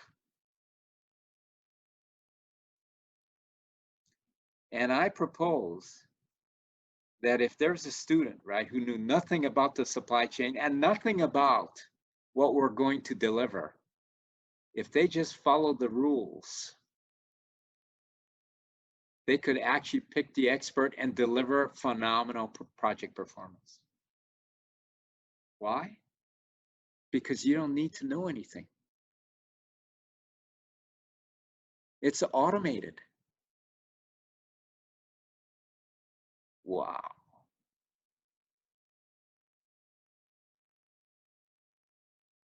But we've seen this. Automation always makes experts more capable, their job easier, minimizes decision making, minimizes their need to think. Yeah. A couple of weeks ago, we went up to Minneapolis, and for the first time, I rode a state-of-the-art Audi. And I always like Oriental cars better. But this Audi had everything. My goodness. This thing was fully automated, but my car does all this stuff. Yeah. You get out of your lane. It makes the car shudder. If you're going too fast, it'll automatically slow a car down, and it'll actually stop a car. There's sensors all over, and they're using, quote, cameras from above. My goodness.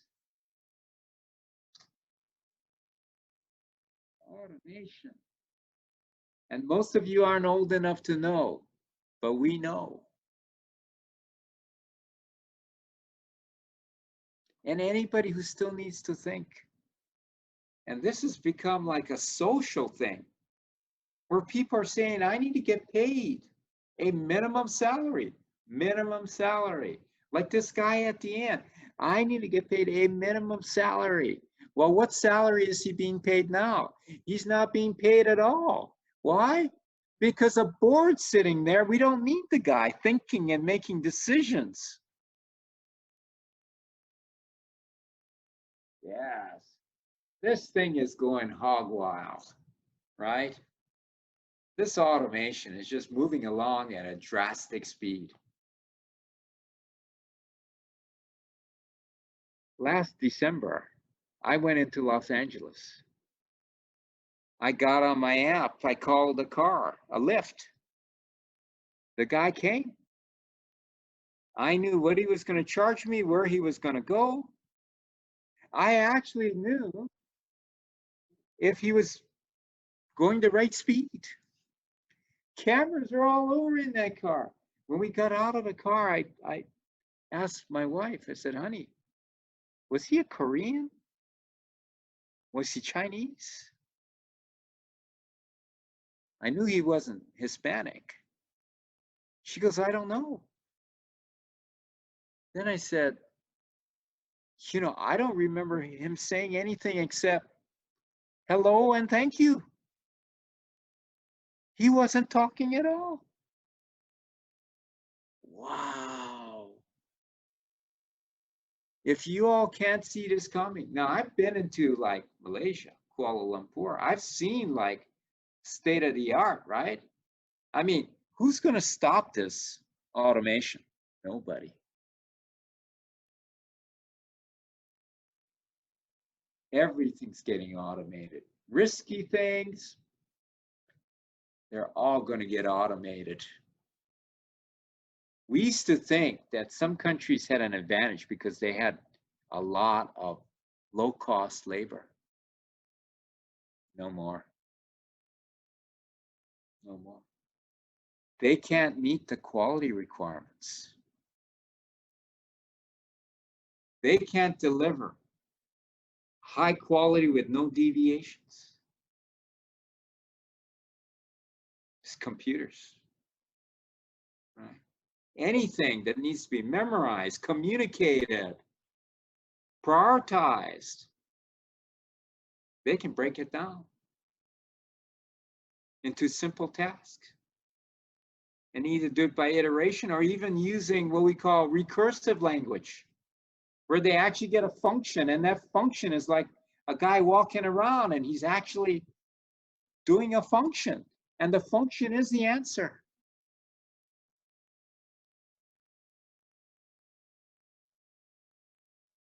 Wow, when you look at a robot in construction, the robot is unbelievable. But what's going on with the guy with the robot? What's he doing? He's the finisher. Why didn't they automate him? Because it was too expensive. Everything is a financial decision. He becomes the expert because they can automate him. So either it's going to be automated or we have experts. The number of experts is going to decrease because along with the automation, they need fewer of these people. Do you think the expert's value is going to go up or down? It's going to go up. he's going to get paid more because he has to go faster. He can't create rework. Now, who do we have more of? The experts or the non-experts? Or non-experts? And anybody who's an expert who has experience now, who's gone into the supply chain, realizes that we cannot expect the non-experts to act like experts. And so we finally decided we have to automate. So we can actually now get non-experts to have results like experts did it. Wow. We're not messing around here. This technology goes so far beyond what people are thinking. Remembering that as we have this automated model or almost automated model, do we want the project manager to be communicating more or less? Do we want everyone to be talking and communicating more or less?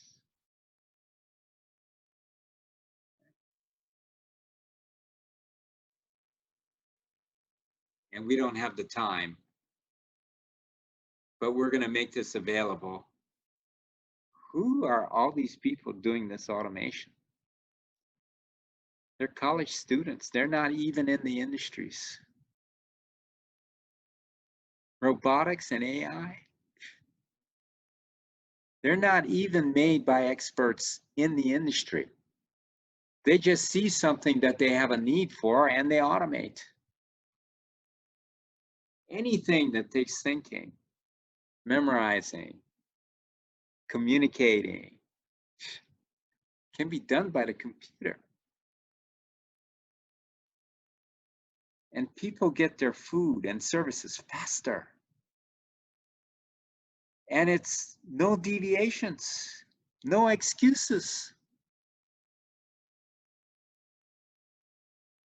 Now, somebody would have thought that this idea should have been found out earlier. And it was. And it dealt with the Dutch and purchasing agents who had 20 years experience. And basically, they wanted to run a test to find out how much 20 years experience and all that knowledge and decision-making counted. What was the value of all that? So they decided to create a computer model. And they didn't have a lot of funding, so they made the computer model simple, which means the majority of information that they had on these procurements, these purchases, they didn't use because they just wanted to make it simple. And then they decided they wanted another benchmark. So they wanted students who knew nothing. And they found a lot of students who knew nothing, right? And they ran these tests. And they compared the performance. Perfect score is you didn't make a mistake. The computer scored the best. But what was shocking was that the students who knew nothing scored higher than the professionals with 20 years experience.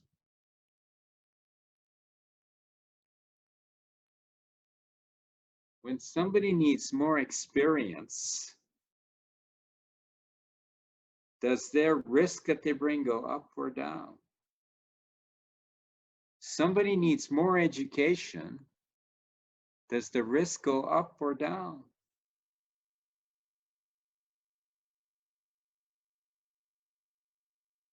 They found out that the computer model was a lot better and that students who knew nothing still scored better than 20 years experience. Wow.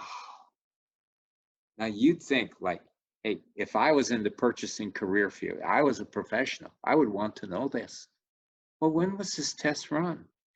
This test was run in the year 2000. The results were published in 2003. Why didn't anybody know this? Because this was very unpopular. Because most people were worried that they would lose their professionalism, all their thinking and communicating and decision making and all their experience. So they hid it. Ah, does this go on in reality? Yes, it does. So what am I saying here? I'm saying we found a way to take a project manager and take his characteristics, communicating, getting information, making decisions, minimize that, and maximize just having observation, simplicity, transparency, identifying, utilizing expertise, which will be totally efficient, right? We found out it cuts 30% off the cost of a project. Wow. You know, but what does that sound? That sounds like a computer model.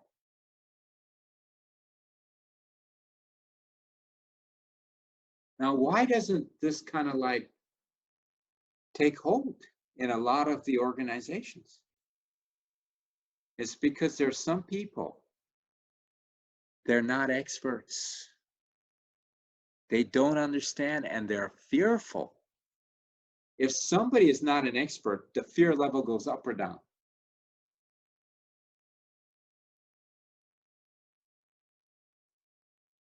These people who are fearful don't want anybody to know that they don't know anything. And so they stop change.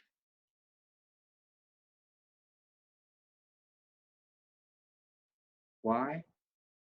Because when experts come in, they're paralyzed. The experts need fewer people. The experts have the expertise. The experts do it, and they're accountable. They don't need somebody telling them what to do. So what do we do with the non-expert? Well, they have to release. So we have an environment where the expert can be identified and utilized. And now we have video and cameras everywhere. We have them up in the sky. We have them all over.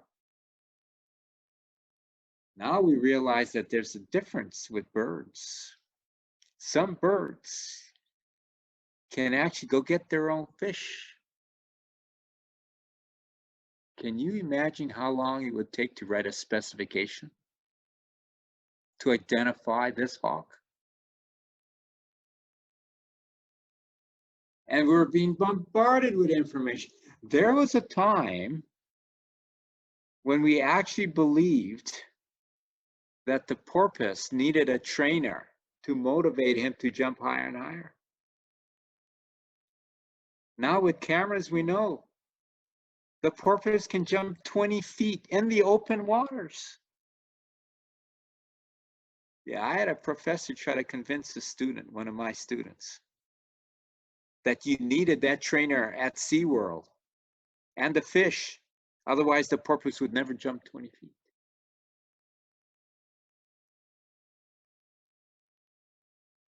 When you have experts, the specifications don't have to be a lot. The procurement time for the big wave competition on the North Shore in Hawaii, they get 1 week notice. If they don't show, they're not in a competition. Everybody comes. They're experts. They've become information workers. And the only reason this works is because one can do the work of 10 now, because they have the computerized process. And they're identifying and utilizing experts. It's just quality assurance. They just have to make sure that the simple model of how they're delivered, how they're identified as experts, all they have to know is that. Ooh. Let's see here. Okay.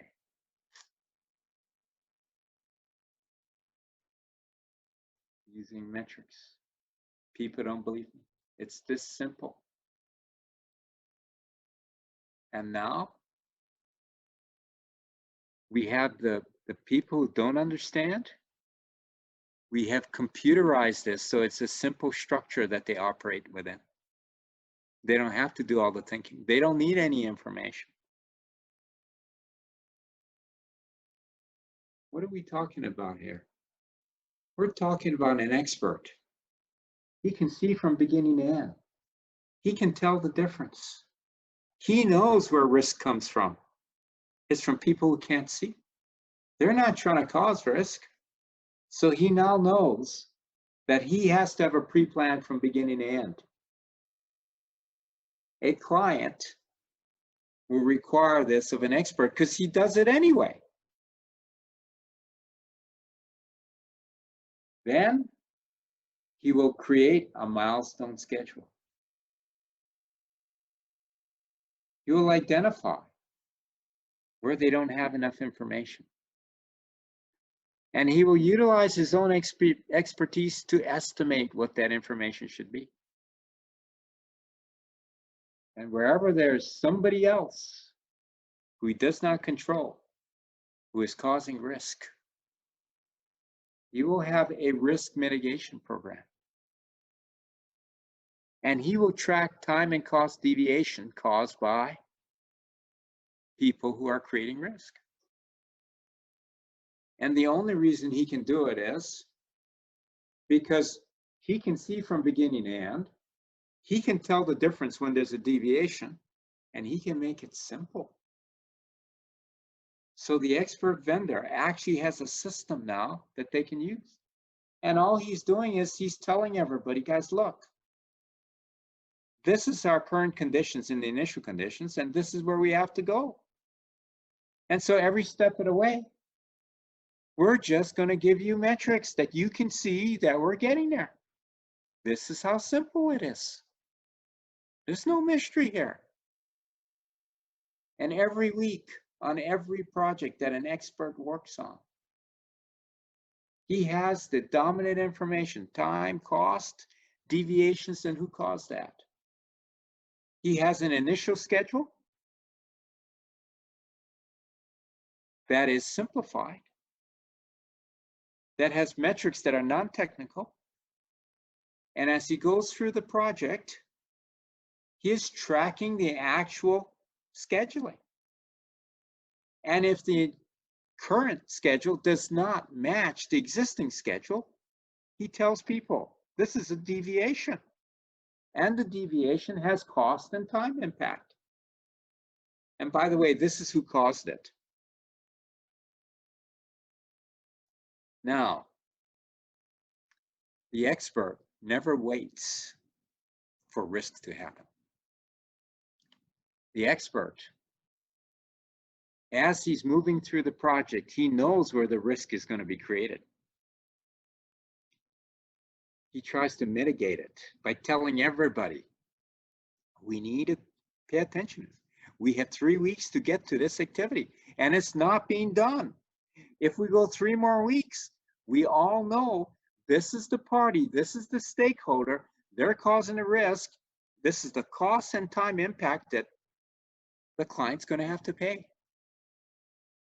It's all about risk mitigation. There is no transfer of risk. Who would ever give risk to somebody who was not smart, who didn't know what was going to happen?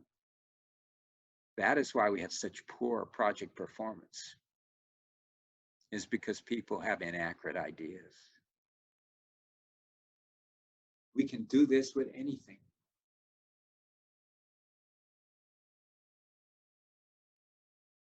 We ran a huge test in the Netherlands. They couldn't finish it, so they called us.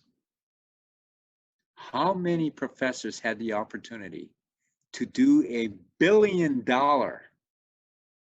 road renovation project? It was spectacular. And everyone learned that what we were saying was absolutely correct. Who caused the risk? And because the time was so short and everybody was so afraid, they stopped micromanaging the vendor. There was no project management technical expertise done on the client side, none at all. And it was highly successful. But we knew this would happen because we ran $1 billion over 5 years for the U.S. Army Medical Command. And look at the dominant numbers. Look at the contractor, the vendors. How much risk did they cause? 0.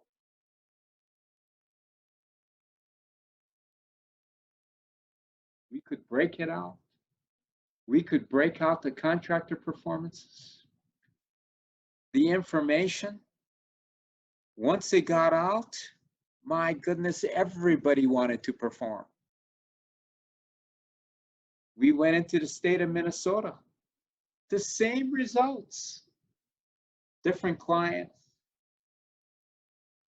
Yeah, almost $500 million worth of work. Look at the vendors. They didn't cause any deviations.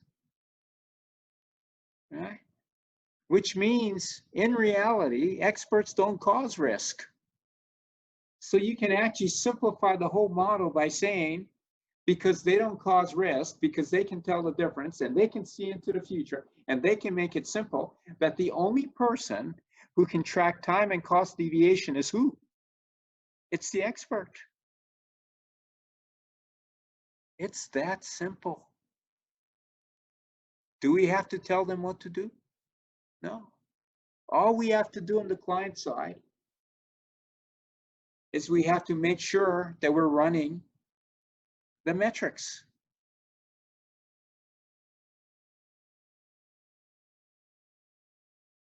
We even have now an alpha program for vendors. We started off and it was a roofing manufacturer and they had very high performance material, but they didn't understand. They thought that performance was because of their material. They didn't understand that it was because of the expert. And so over 15 years, I forgot how much money it was, maybe $1.3 million in research grants. It finally collapsed because they actually couldn't tell the difference. And they gave the same price to all the contractors. And one of those contractors came back and said, we like this program. We don't care if it's only us tracking our performance. We are a high performer. We know how to use the information. And now we have a whole slew of people, organizations who are using the information. And we can watch this going on. If some of you think that I'm half crazy, it's only because I see this going on every day of my life. We do nothing but this. We know what reality is. We can tell the difference between an expert and a non-expert. And I sure don't like doing a lot of thinking, and I don't like doing a lot of work. And I don't like doing a lot of communication, because if people start talking to me for too long a time, I tell them, I'm sorry, let me put you on with a better expert than me. and they all track Sorry. the information. Sorry, Dr. Lee. Can I talk a Yes. little bit? Because of due to time. I am almost done here. Can I go on for about 5 minutes more? We already over time. Okay, I sure, am sure, at sure. 22. Yes, please proceed. I can't hear you, Lee. Can you hear me? Please proceed. Can you hear me? I can hear you now. Yeah, please continue. Okay, thank you. Yeah, so we're working with all these different organizations actually running this technology.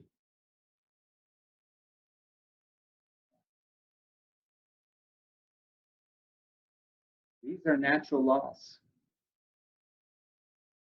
This is what's going on. Anything that can be automated will be automated. Anything that can't be automated, it defines expertise. And the PM of the future is one that uses the identification and utilization of expertise to replace what they were doing in the past. And we can actually automate this so that people who don't have any expertise can actually have the expertise of identifying and utilizing expertise. We can also use this on vendors. So if vendors learn how to do this, their performance would increase. This is what automation is. When something's automated, we don't have to do anything. The only difference with this is people get very fearful when they think their job is going to be automated away. So what are we doing?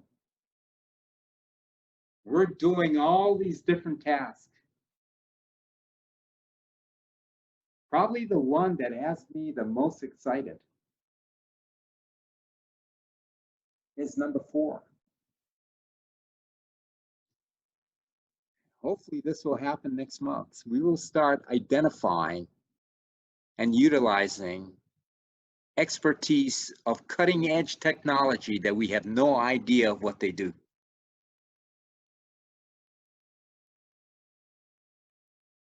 Probably has me excited the most.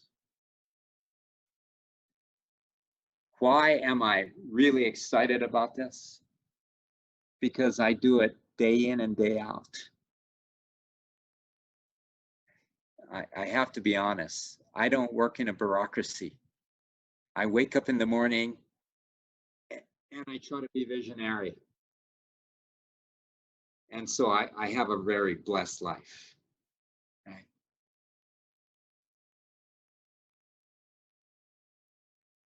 That is the presentation. And I'm so grateful that I've been allowed to give this presentation. Yeah, thank you very much, Professor Dr. You're welcome. for your productive, informative talk.